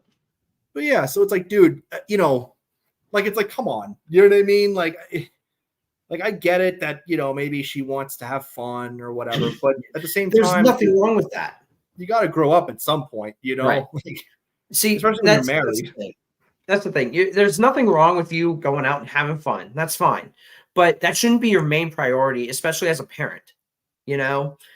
But you're complaining about not living your party days. Okay. And I'm sorry to an extent, but you have kids now. And what does that mean? You want to go out and you want to, fuck around, do all this stuff, be a party girl. Okay. But you have a responsibility. So what you want full custody of your kids, and you're just going to have some nanny raise your kids essentially so you can go out and have fun? Fuck you.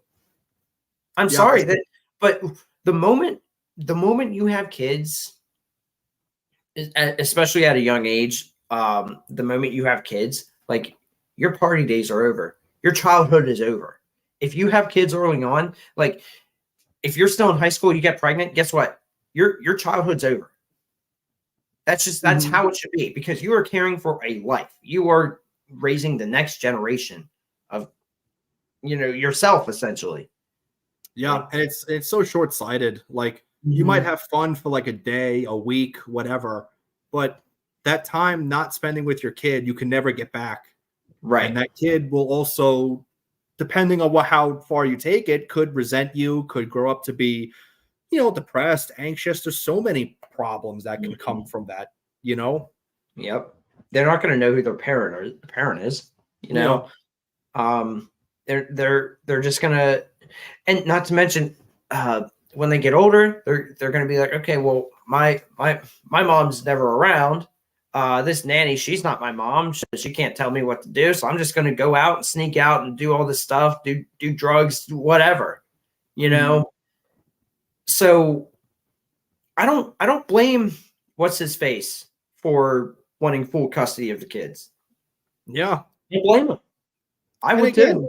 And again, I think it's just her being immature because, like, you know, it's like, oh, she missed out on her fun party days. And it's like, yeah, but I think that's most people, you know, like, I mean, you know, I didn't have that much of a party experience. I was busy with school and work, and same thing with you, right? You would work like 50, 60 hours a week. Yeah, no. But yeah, like you'd work like 50, 60 hours a week. I mean, you know, how much partying can you do around that, you know? Right. So it's like, I don't know. It's just like, I think most people, like, you just got to grow up, you know? Yeah, essentially that's what it is. I mean, don't get me wrong. You know, there was a stretch there where, yeah, I wanted to drink. I wanted to do all this stuff. And, you know, you saw a lot of that. But that went away very quickly. You know, like I could have stopped to that like last week. No, but there's nothing wrong with having fun. Of course, there's nothing wrong with that. But when that is your main concern as a parent, there's something wrong with you.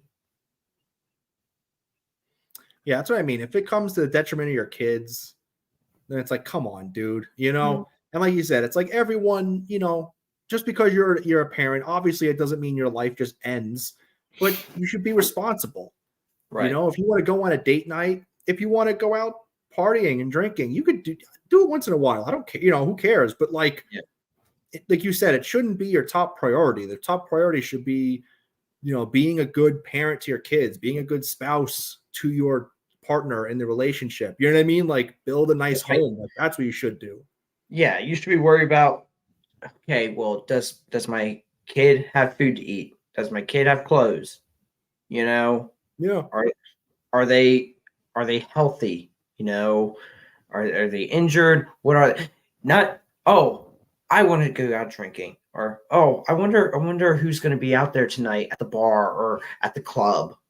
You know, especially when, like, you know, another thing too is like a lot of times these celebrities, like, because they have so much money, it's like they don't even have to live. They don't even live regular lives like us, anyways, right? Like, do they have to work a 9 to 5? No. Do they have to go out grocery shopping and cut grass and mow and, you know, pay bills and things? No, right? They have assistants and chefs, and you know what I mean? They have all these other people that do that stuff for them. So it's like, like, what I'm trying to say is you have so much time that you could, if you really want to spend partying, whatever, but like, you can't make time for your kids, you know? It's like, still just blows my mind.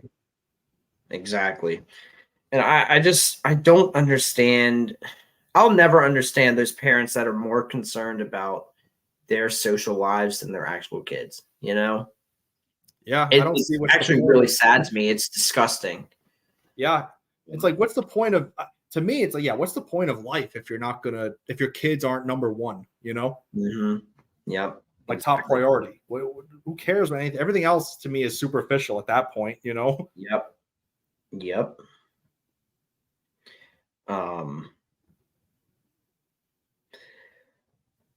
Let's see.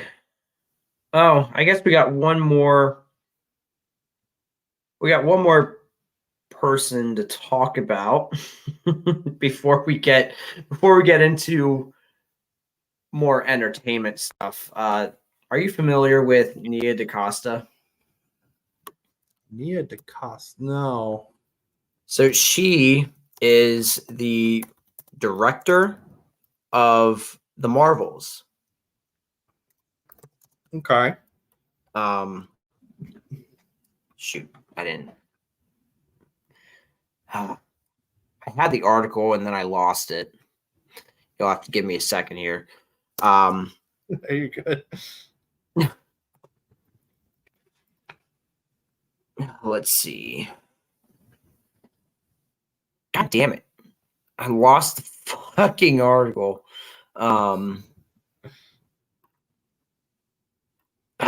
God. So essentially, she came out and was saying how shocked she was shocked about how well she was treated by her white co-workers, essentially. Wait, I'm sorry. Say it again. She was shocked at how She well was she was treated? surprised. She was surprised about how she was treated on the set of the Marvels. Mm-hmm. Let me see if I can find it up. Oh,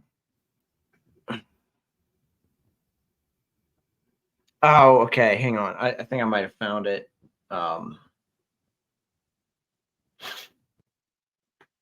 Yeah, it was something about white respect. Here, let me see if I can find it here. I am so unprepared for this. No, we're professional. Yes. Okay, pulling it up now. Okay. Yeah, let me share my screen. But yeah, she's a piece of work. You know, she wants to talk. You know, here's the thing: we're talking about racism. We're talking about, you know, poorly black people are treated in the entertainment industry. But surprised by white dude respect, apparently. So, in a bizarre interview, Marvel's director Nia DaCosta reveals that she has already had it with Marvel. Doesn't have anything to say about the cast or the movie.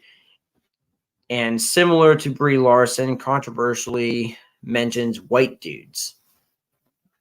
Maybe I might have understood this wrong then. I didn't really look into this too much. But what the interview with Vanity Fair really comes off as is a woke interview about racism. As it's pointed out, she is Marvel's first female black director and the youngest MCU director. You know, here's the thing: it's always got to be the first. Oh, that's all I care about is, oh, I'm the first. I'm practically Rosa Parks. Like, fuck you. I'm so sick of this. Oh, yeah, I'm the first. This, you know, everyone's always the first something when they're really actually not. But whatever. Okay, you know, first black female for an MCU movie, whatever.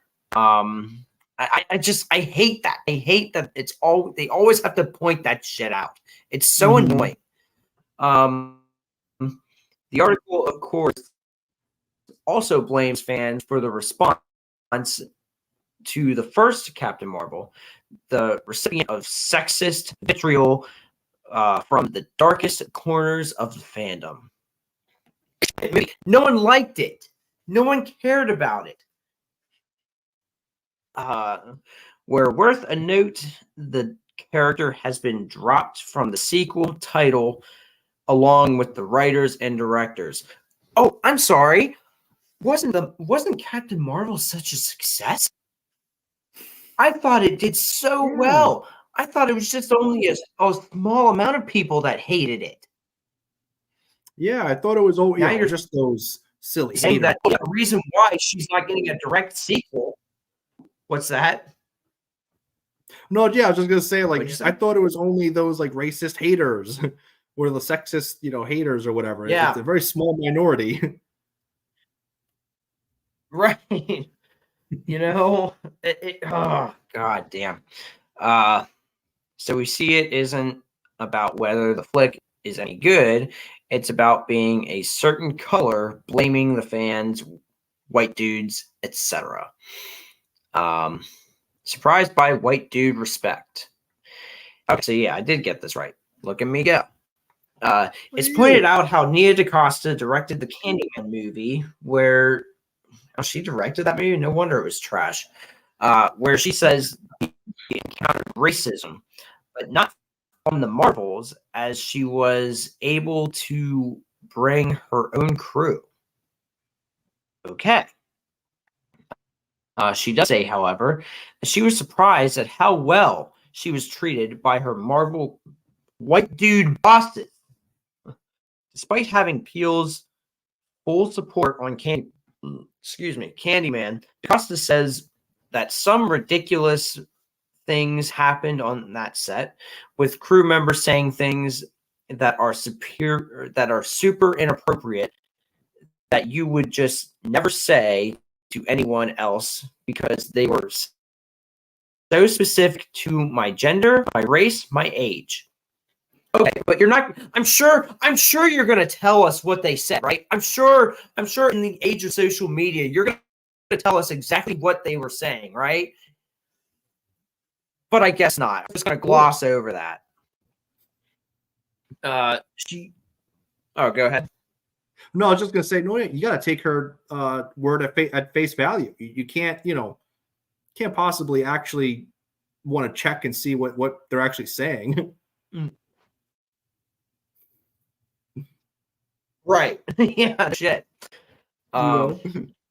She had a very different experience on the Marvels, fortunately, in part because she had a power to hire the people she wanted for her team. I realized it wasn't ever going to be about how much power I amassed or how many great movies I made. What does she mean by how much power? Whatever. Power. I lost my place. How many great movies made, or if I won awards, it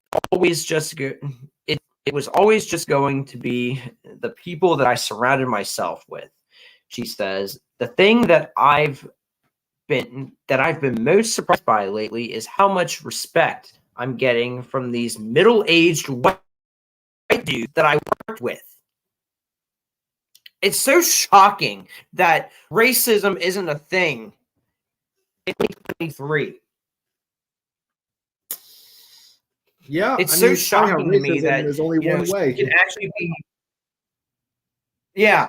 It only goes one way these days. And what is your take on that? I just find it silly. I don't even understand. Like, it's just one of those things where it's like, I feel like complaining to complain, no matter how much I did, those middle-aged white guys, it's like, oh, dude, really? Like, yeah. So my thing is,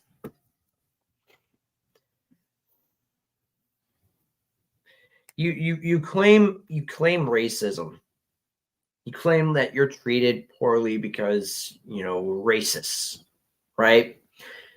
I guarantee you, if, let's just say, Christopher Nolan was just like, I am surprised at how all the black crew members treated me, how they all were very friendly. I'm surprised that my black crew members were just some of the best people. What the fuck does that sound like? Is that not racist? I guarantee you they would have lost their minds. Yeah, again, it only goes one way, apparently. Yeah. So, listen, this is just proof that they go out of their way to. Essentially, they're just she in particular is going out of her way to expect the worst out of people, based on the color of their skin. Mm-hmm. Well, yeah. Well, it also shows it's like, I don't know. Like, at some point, I feel like it's just you're just looking for problems. It's like it's just let it go. Just do your job, and that's it. Why do you gotta like search for things to be wrong? Exactly. Yeah, there's no reason to come out and say this in particular. It comes off as just very, very racist. It really does. I don't understand why she felt the need to say this. It's another one of those like, oh, you know, victim, you know, I'm a victim because of the color of my skin. No, you're just saying that because it's trendy. It's trendy now to be oppressed. Yeah. And there's never enough. Mm-hmm. Like, you know what I mean? Like, that's something too. You can't like give into the like, you know, you can't. I feel like you can't take this too seriously because again, it's like it never ends. They're looking for problems, you know. Mm-hmm. So I thought that was very interesting, and you know, I'm not going to watch this movie. I don't care about the Marvels. I hope it burns. I hope to God this movie fails. The only person I feel bad for is Ilman Vellani, the girl playing Miss Marvel. She actually seems like a genuinely good person. You know, she's pretty young, so I mean, she has time to, you know, be manipulated and turned into something that is going to disappoint us all later down the road. But you know, maybe not. Maybe she's actually a down to earth kind of person. She seems like it. You know, good for her. Yeah. On you know, I mean, it sucks that she's tied to Marvel, but you know, good for her. She actually sounds like a fan. She, you know, believe it or not, she actually seems.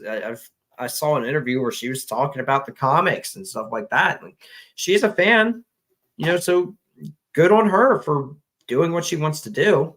Yeah. We'll see how it plays out for her later on down the road. And I hope she still maintains that sort of innocence, you know? Yeah. I don't know. But yeah, with Hollywood, it's doubtful. You know, press X to doubt. But yeah. And yeah, the Marvels, I mean, that's just, it's going to fail. We all know it. I mean, yeah. There's a reason it's not Captain Marvel 2, right? They had to make it the Marvels. Right. And then now, and even like the production, I mean, it's been delayed like what, 3 times or 4 times, something like that. Yeah. So that's never a good sign. It was supposed to be literally Captain Marvel 2. Yeah. It was supposed to be her standalone sequel, and now she has to have other people in. It can't. Now they renamed it The Marvels because they know she can't carry the movie because everyone hates her. Yep. It blows my mind. And attack or something. Yeah, is that a personal attack or something? It blows my mind, and I can't stand these celebrities anymore. You know, I hate giving them my money anymore. Yeah. It makes me think about this. I'll try to find it. There was a clip. There was a video of at a Disturbed concert of all things. I don't know if you saw it, but the lead singer, I don't know his name. But I watched it the other day, and oh my god, this guy is so fucking great. He stopped his concert because I guess these parents brought this girl to this concert, and I guess she started crying, she was scared or something. He stopped the concert to comfort her, essentially. Oh, and really? It was one of the nicest things. And the thing is, he says some stuff that I wish more celebrities would do. If I can pull it up here, if it'll load. But yeah, he came. It was what he was saying, and I want you to pay attention to this because it put a smile on my face. It made me feel like there's some people, especially someone like especially the band Disturbed, which I always just assumed that Disturbed was very very left-leaning, very, you know, like, oh, I don't, you know, if you're, I mean, they've never actually officially come out and said anything, but I always kind of expected they were one of those bands that were kind of like, you know, if you voted for this person, you know, I don't want you to go to my concerts anymore. I always just assume that. And it makes me feel like kind of a douchebag now that I just assume that of people. But Yeah. so this came out.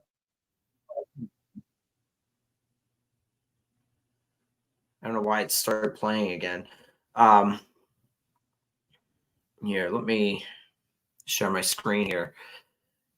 But yes, I want you to pay attention to this because I thought it was such a wholesome thing.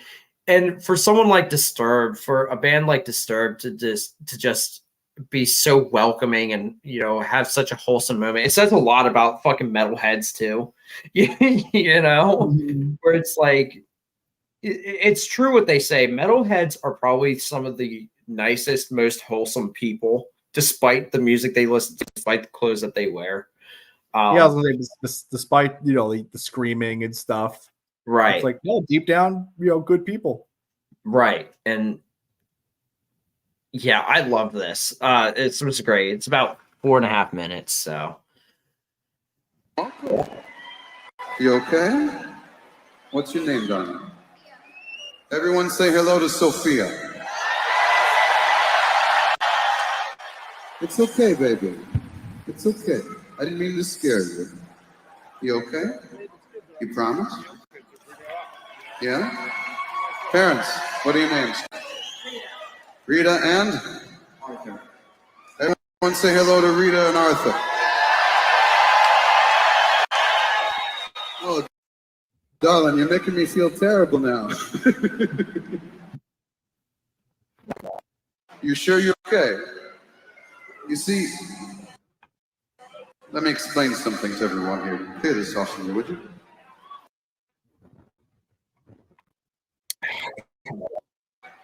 Everybody see me?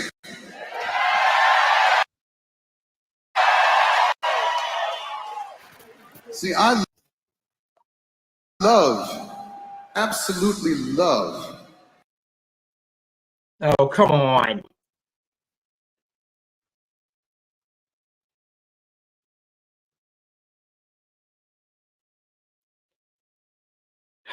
That Disturbed concerts have become a family affair. I love it. And this little girl has been singing her heart out the entire show. She knows so many of the songs. I saw you singing The Sound of Silence along with me. I love that. I have my son up there right now. It should be a family affair. What's the worst thing that a child is going to encounter? A little bit of profanity. We live in a world where there are so much more vile and ugly things in it than profanity. There's a time and place for everything, darling. You'll come to learn that one day. And as I look out at this sea of people, and it never gets old, by the way, seeing so many people packed into an amphitheater night after night. But I see people, all kinds of people, all colors of skin, all backgrounds. It doesn't matter what your politics are here. We don't care. It doesn't matter how you identify yourself. We don't care. Everyone here, everyone who comes to a Disturbed concert is welcome and accepted and loved. Do you understand me?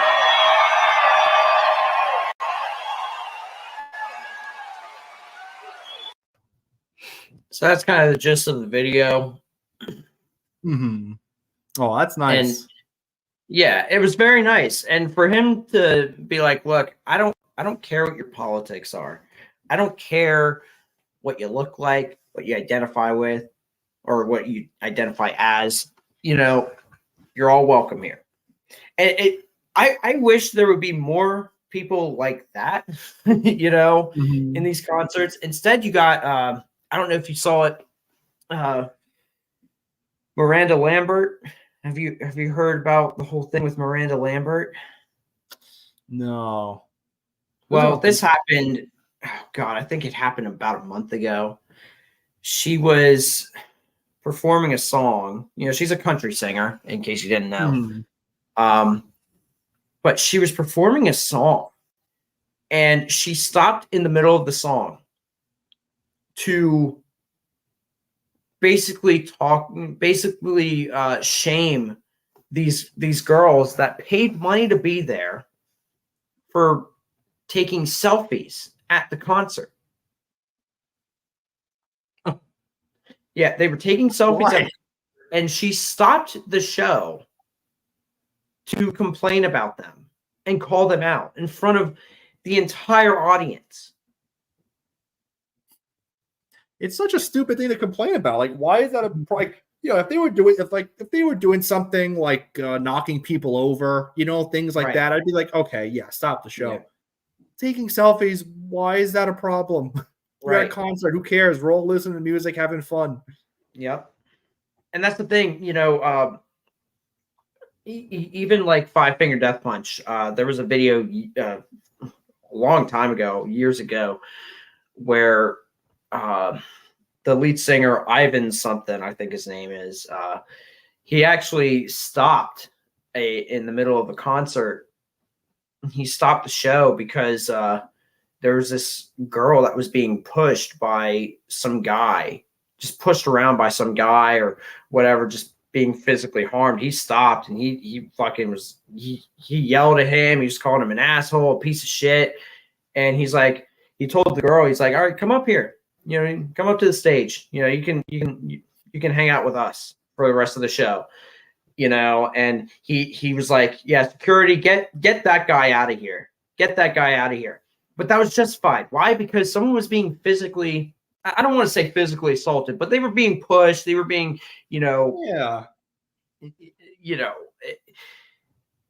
but it's basically going back to what I said, people like these people in the metal scene, like they're some of the most wholesome people you'd ever meet, despite the music they sing, or despite the music they make, despite the things that they say, in their lyrics, like they're some of the nicest people you'll ever meet. So I would love to see more people like, the lead singer of Disturbed come out and say stuff like this. And it just goes to show that we just, like I said, because I expected him to be very left leaning, very like, TDS kind of person. And for him to say that, it really makes me sit down and be like, damn, I viewed him as this kind of person and he really wasn't. Yeah.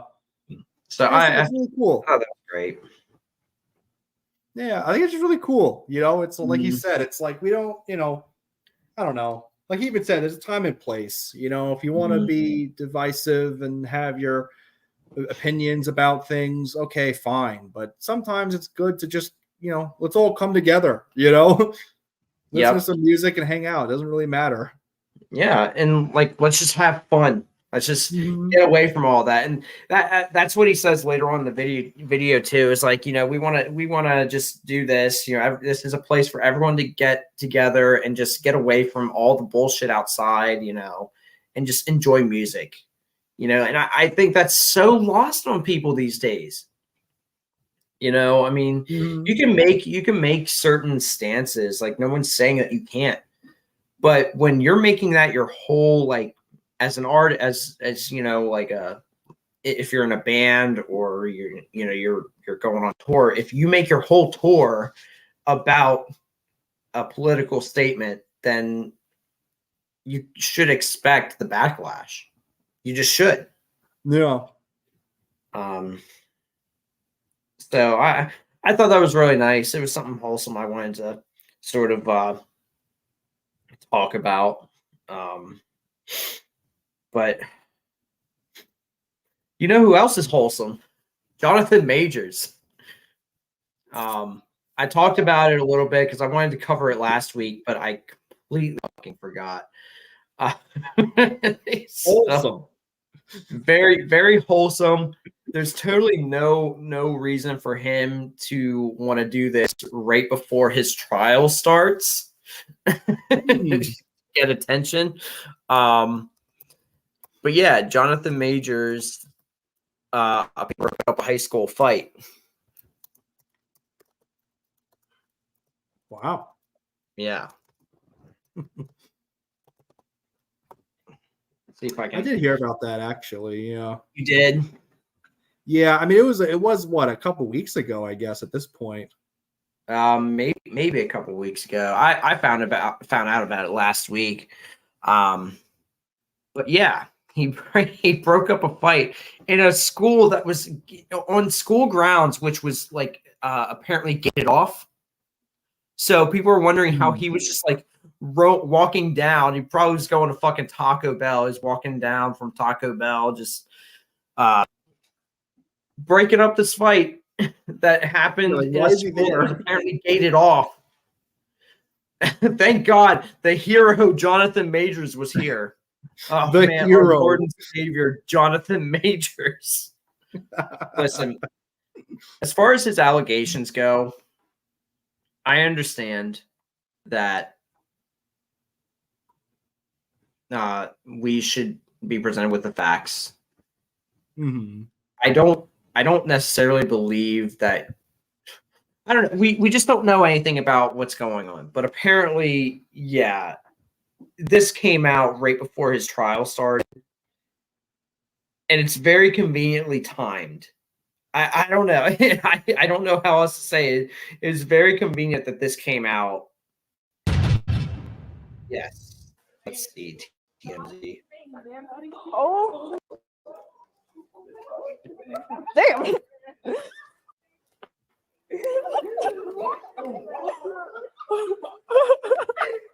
Look at this fucking guy. Damn. Filming on a laptop. Dude pulled out his fucking little laptop.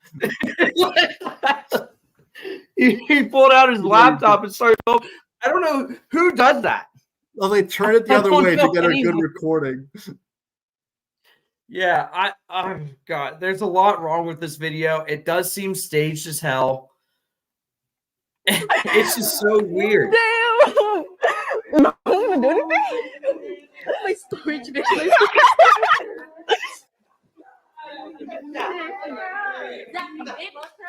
Oh! There he is. There he is. The hero. No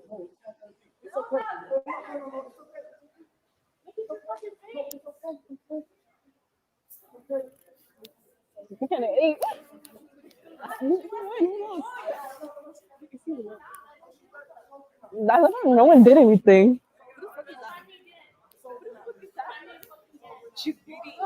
Well, clearly. He's such a hero of the people.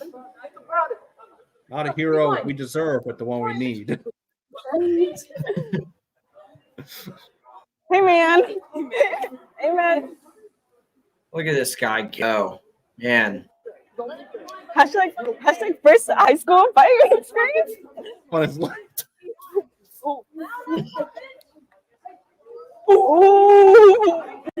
Oh, man. Yeah, he's not really doing a good job. Yeah, he's not doing a great job. There's only one way to break it up, John. You know what you got to do. So, no, that's. Do you think that's fake? I mean, I don't. Yeah, kind of. I feel like it's very odd that, like, I mean, I don't know. I guess it's possible that maybe he was like visiting the school as like an appearance and he just saw that happening. Like, I don't know what's the, because it's just weird to me. It's like I don't see a celebrity just walking around and, oh, look, there's a fight, and he runs in to save the day. I just don't see that ever happening. You know? Yeah, I see Christian Bale yelling at fucking crew members, but I don't ever see them walking around, breaking up fights or anything like that. Yeah, and I mean, like, And like I guess, and like the thing is, like there have been stories of that, like, you know, celebrities obviously stepping in to help people like in the past. That's happened before. Yeah. Like one example I'm thinking of is like, I mean, he's not really a celebrity, I guess. He's the UFC fighter, John Jones. Like before one of his fights, like literally a couple hours Martian before the Manhunter? fight. What? Martian Manhunter? No, not John. John. Oh. Yeah, go ahead. But yeah, no, John Jones, like a couple hours before his fight, you know, one of his fights in UFC, like he stopped a robbery. Like I guess this guy like stole a woman's purse or something, and he like, you know, chased the guy down and like stopped them. So like, I mean, it's possible, I guess, that like these things happen, you know, like celebrities can stop, you know, fights and things like that. But I don't know. To me, it's a little odd. It's just like, why was he there? Yeah. You know? Yep. Like there wasn't just like you said, there wasn't like just a regular street. You know, he wasn't like he was just on the street, like in a corner or something, or like an alleyway. Like that was in like a gated school, right, or something like that. Yeah. So Well, like, how was he there? Right. I mean, I've seen the memes, but I don't know if it's an actual real article. But apparently, I guess Daniel Radcliffe stopped a robbery or something like that, or stopped a mugging or something. Huh. I don't know if that's real. I just remember seeing a meme like way back when. I'm inclined to just not believe those stories. At the end of the day, these actors, they're acting, you know.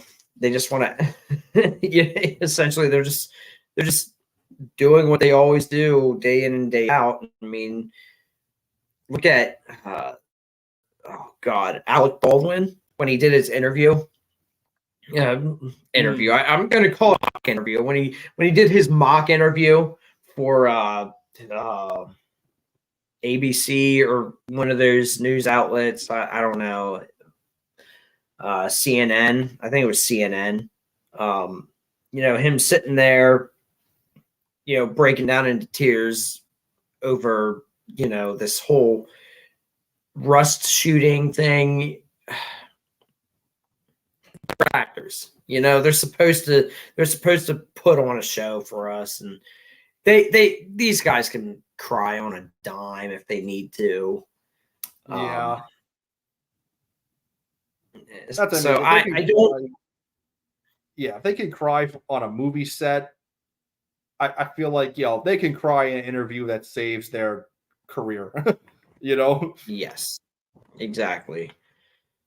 But I do want to talk about Xbox or Microsoft. Microsoft becoming the Disney of video games. Apparently, did you hear that? Did you hear they're trying to buy something else? No, who are they trying to buy? Nintendo. Oh wow, they're trying really? to buy Nintendo. Apparently, yes, they're trying to buy Nintendo. Apparently, if this ever pulls up. But yeah, they want to try and acquire Nintendo. I don't know why. I don't know what they need Nintendo for, but apparently they want to buy Nintendo.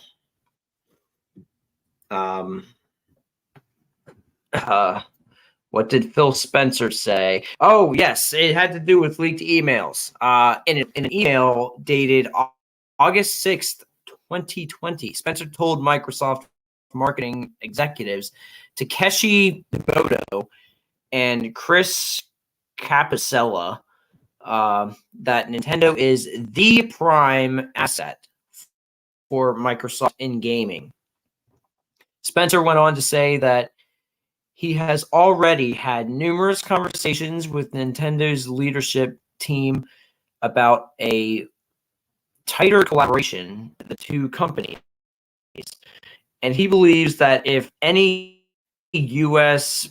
company could convince Nintendo to sell it, it would be Microsoft. But in the same email, Spencer said Nintendo would be unlikely to sell to Microsoft, at least at this point in time. What do you make of this? Well, what I find hilarious is I remember when the PS5, Xbox Series X they were coming out. And I remember all of the Xbox, Microsoft, fanboys were crying, saying, "Oh, it's not right that PlayStation has so many exclusives, and Microsoft is for the fans. We're here to make for gamers. It's not a competition. You shouldn't, have exclusives." And then now they're doing stuff like this where they want to buy Nintendo, and it's like. I don't know. To me, it's just silly. It's like I don't see them.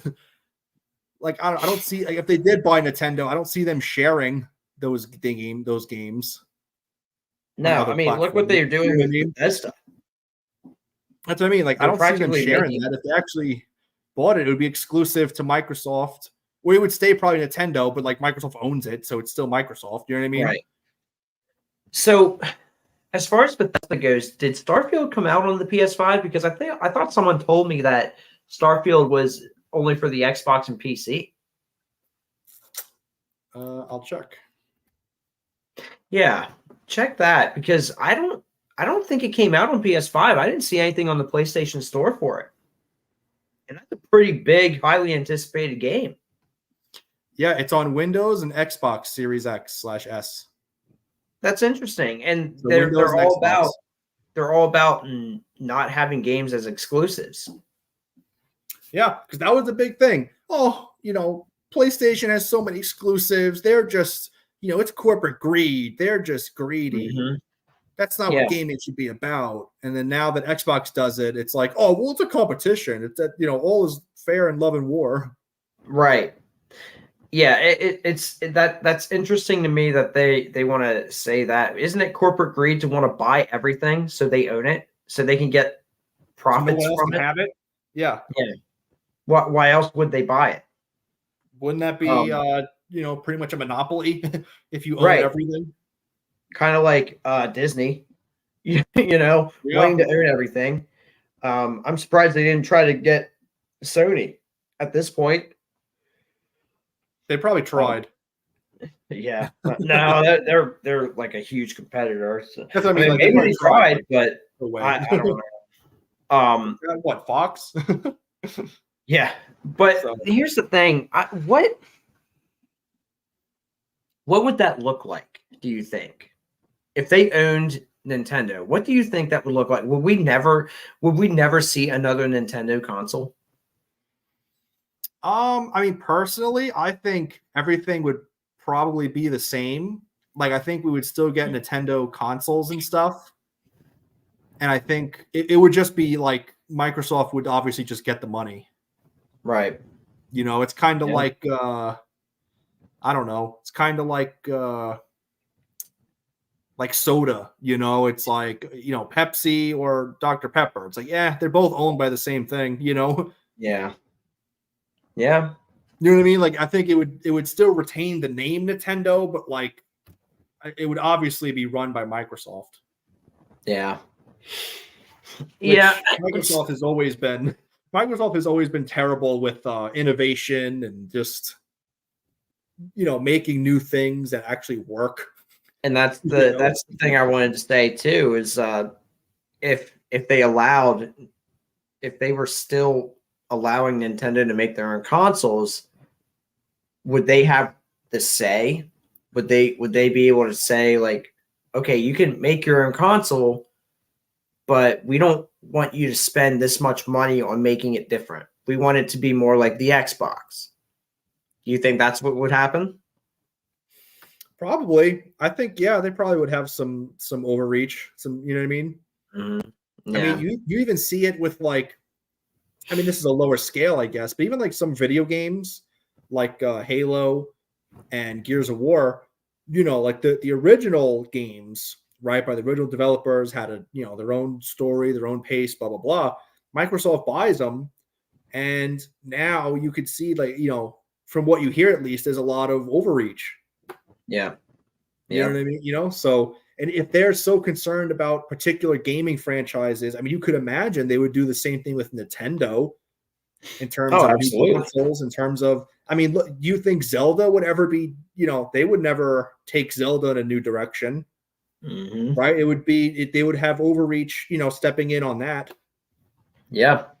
And every other Nintendo property. Yeah. The thing is, I just, at the end of the day, do you really think Nintendo would ever sell to almost said Disney, to Microsoft? Personally, no. I don't see. I feel like Nintendo, like, obviously I don't know the financial stuff behind it, but I would assume Nintendo is profitable enough that they would totally be fine with just, like they would totally be fine just making their own consoles and games and stuff. You know what I mean? Oh, absolutely. I don't see them ever selling. Absolutely. I 100% agree. I don't think they would ever sell out like that. Because at the end of the day, if anyone, right, if anyone is more for the fans, it's Nintendo. They just are, Yeah. They've innovated so much. They've worked on things. They tried new things out. If it didn't work, they would try something different and just keep on going.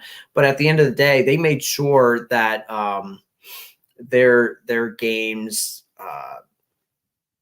are what the fans want. Essentially, like Legend of Zelda and Mario, especially.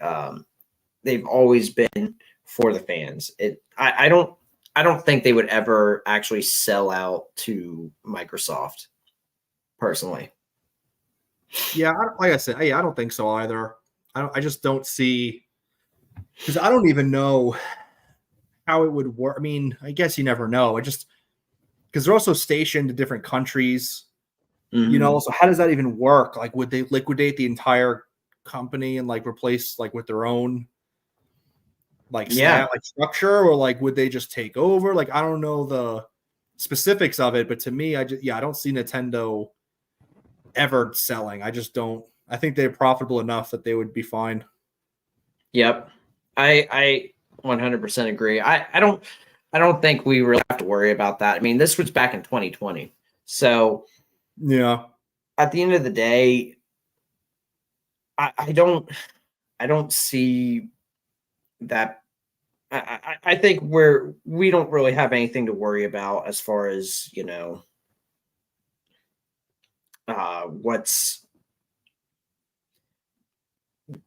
won't have to worry about them being like the Nintendo games being exclusive to Xbox.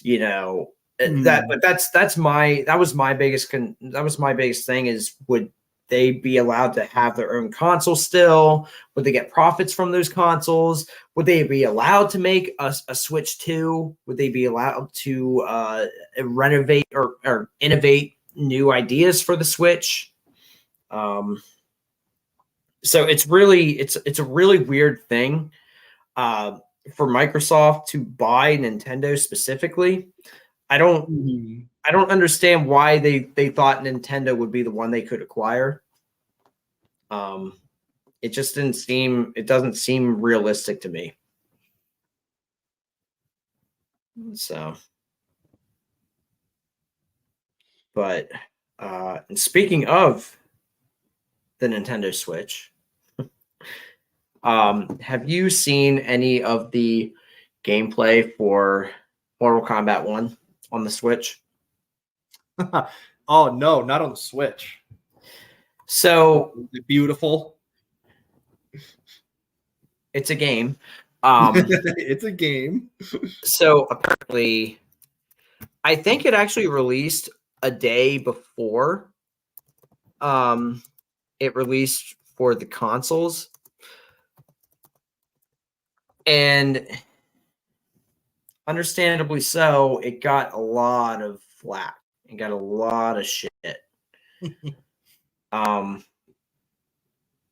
See if I can find a side-by-side comparison here.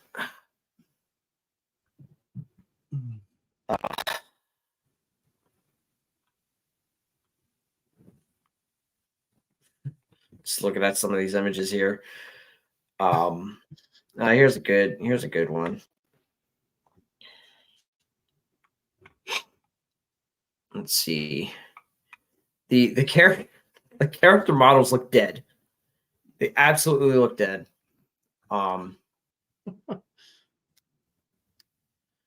Share screen, come on. But this just goes to show some games just shouldn't be on the Switch. You can see here, this right here this is what it looks like on the PS5. Oh, I don't see anything. Oh, you don't see it yet? No, it's still loading. Oh my god. Oh my god. Up yet? Let's see. Still loading. Holy shit. Why? Okay, there we go. Oh, there we go. So you see here on the left, this is the PS version. But this beauty right here on the right, that's the Nintendo Switch version. Yeah. But there's actually another image I saw. This is also from the Nintendo Switch version. Oh god. It's hideous. Look at it. It looks terrible. It looks awful. Yeah. This is why we just shouldn't have a Switch port of everything. But what bothers me the most is the fact that this game was ported to the Switch. It was also, I think it's also for PC, which fine. And it's also for the PS5 and Xbox Series XS consoles. But it's not for the PS4 or the Xbox One. So my thing is, if you want to start pricing these games for the Nintendo Switch at $70, it should at least be worth the $70 you pay for it, right? I understand the Switch can't handle the newer hardware. It came out in like 2014, and it's still going strong. To be fair, it's been out for a while. The thing is, you can't even justify it being ported to the Switch when it wasn't even ported to the PS4 or Xbox One. Yeah, like you would think that they would be more powerful consoles, right, than the Switch. Exactly. And my thing is, yeah, they put effort into condensing it into essentially a portable console. Make me fucking yawn. But at the end of the day, yeah, they put the effort in, but at the same time, they didn't put the effort into making a PS4 or Xbox One version. So I failed to see how this justifies a $70 price tag. I fail to see how it deserves a $60 price tag. You know? Like it's kind of weird for it to be on the Switch in general, but like if it's gonna be on the Switch, then yeah, it should be cheaper because you're not really getting the same game. It's very clearly looks worse, and I don't know, but I would imagine plays worse because the hardware is just not as powerful. You know what I mean? I don't necessarily know if it plays worse. But it would just be weird on the Switch, Like I can't see myself, whether it's with the Joy-Cons or the Pro controller, I can't see myself playing the game on a Switch. Not to mention, I have all my stuff hooked up to a projector, right? My Nintendo Switch included. So I go to play a game like that, like playing it on the handheld. It still might not look great. it still might not look good, but okay, it's on the handheld. But when you dock it and you're playing it on a TV screen, or in my case a projector, it's going to look even worse. It's going to be even more noticeable because it's on a bigger screen.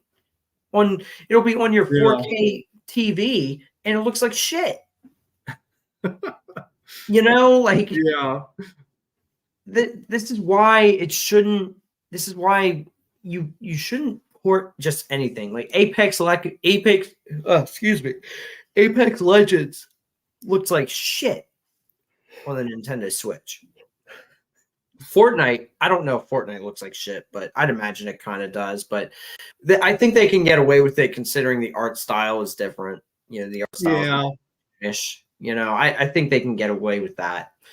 But you brought it up to me last night about Dead by Daylight looking like shit on the Switch. I've not seen anything. I actually, I'm going to look that up. Dead by Daylight on the Switch. I want to see how bad that looks. Because just out of morbid curiosity.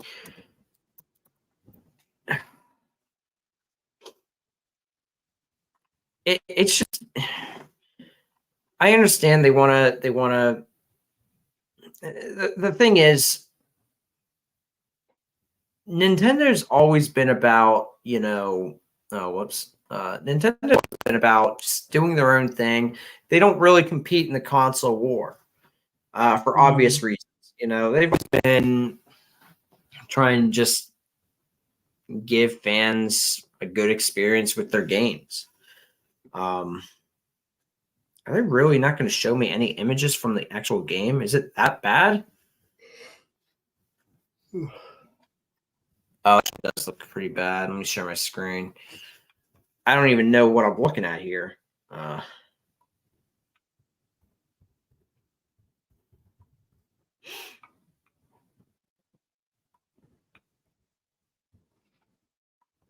Yeah, that looks bad.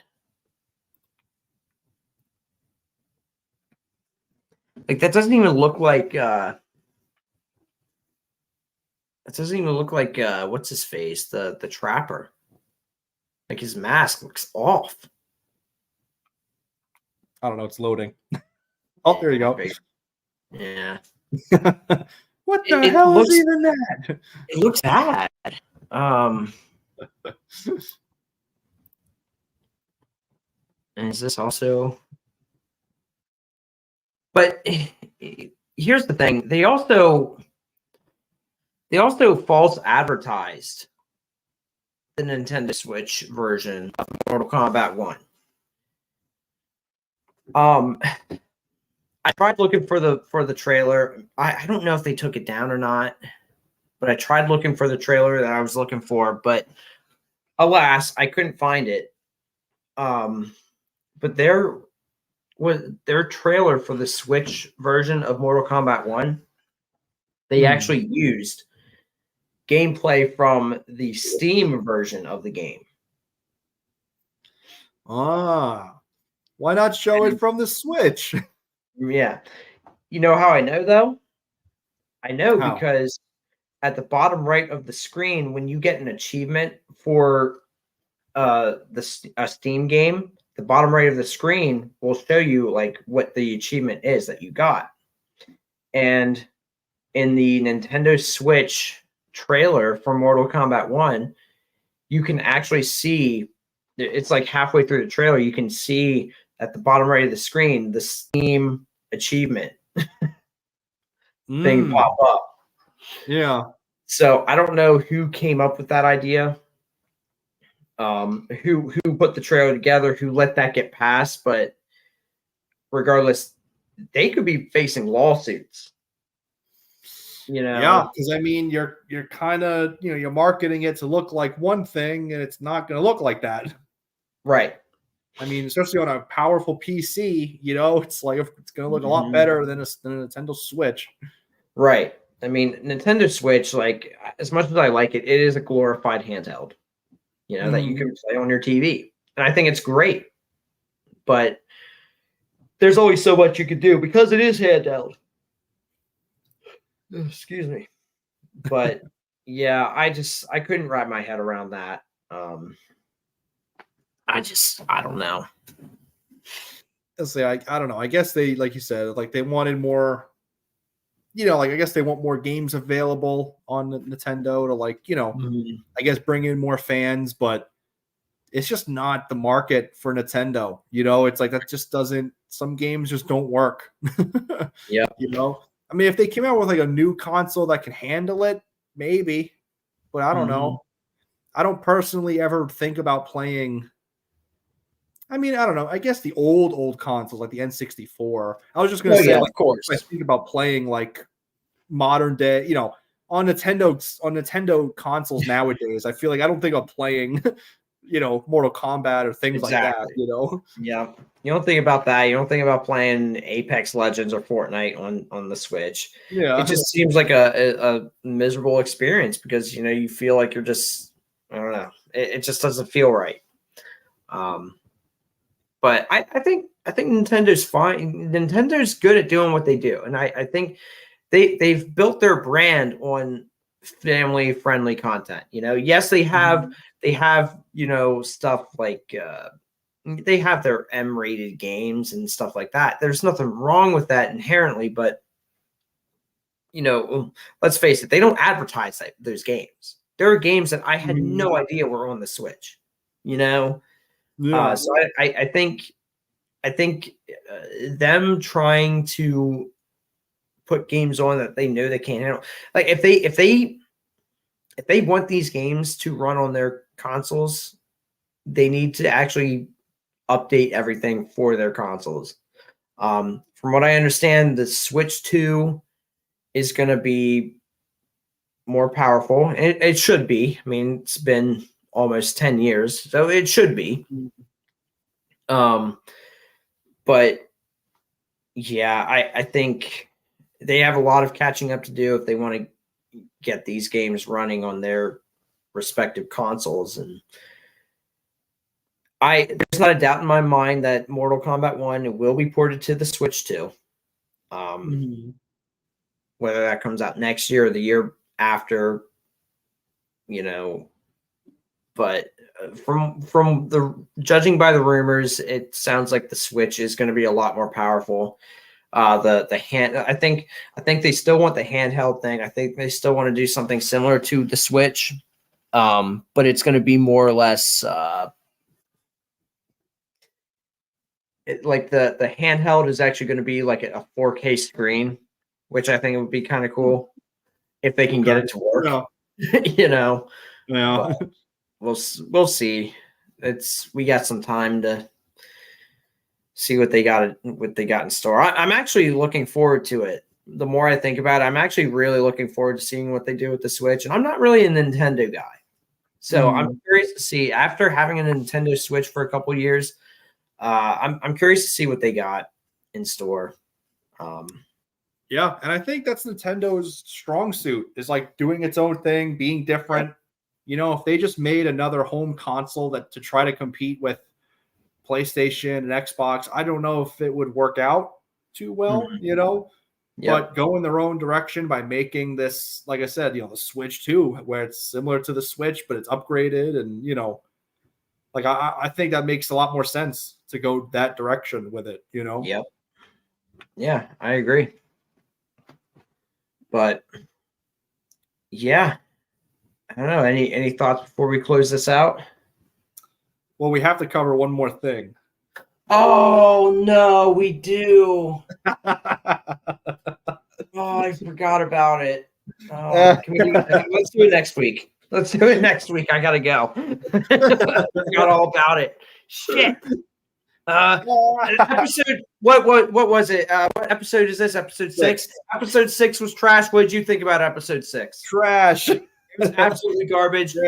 Fat Thrawn sucked. Yep, Fat Thrawn. Boring. Nothing happened. Your gut Thrawn. Sabine and Ezra, it looked like they were just co-workers meeting after the weekend. Yeah. It wasn't good. We got rock people from Frozen, which I initially thought they were the grunts from Halo. Yeah, the rock people thing, whatever. Yeah. They remind me of the grunts from Halo, but I've heard about the rock people from Frozen, so I'm like, okay, that's a little more accurate. Ahsoka wasn't even in the episode. That's fine. That's fine. That's fine. I don't care. It was trashed all around. I want to see. I wish we would have more of Ray Stevenson, but unfortunately he passed. Yeah, it wasn't good. So yeah, that is our official review. It sucked. Maybe next week, or you know what? I was actually thinking about it last night. Since we didn't get around to watching the Expendables 4, why don't we record our review in very much this format, but just record our review and talk out our thoughts about it. Maybe do a live stream. I don't know, but just strictly talking about Expendables 4 because I really want to check that out. I actually watched Jeremy John's review and he gave it a pretty low rating, so it's probably not a good movie. But I still want to talk negative reviews. Expendables, yeah. What's that?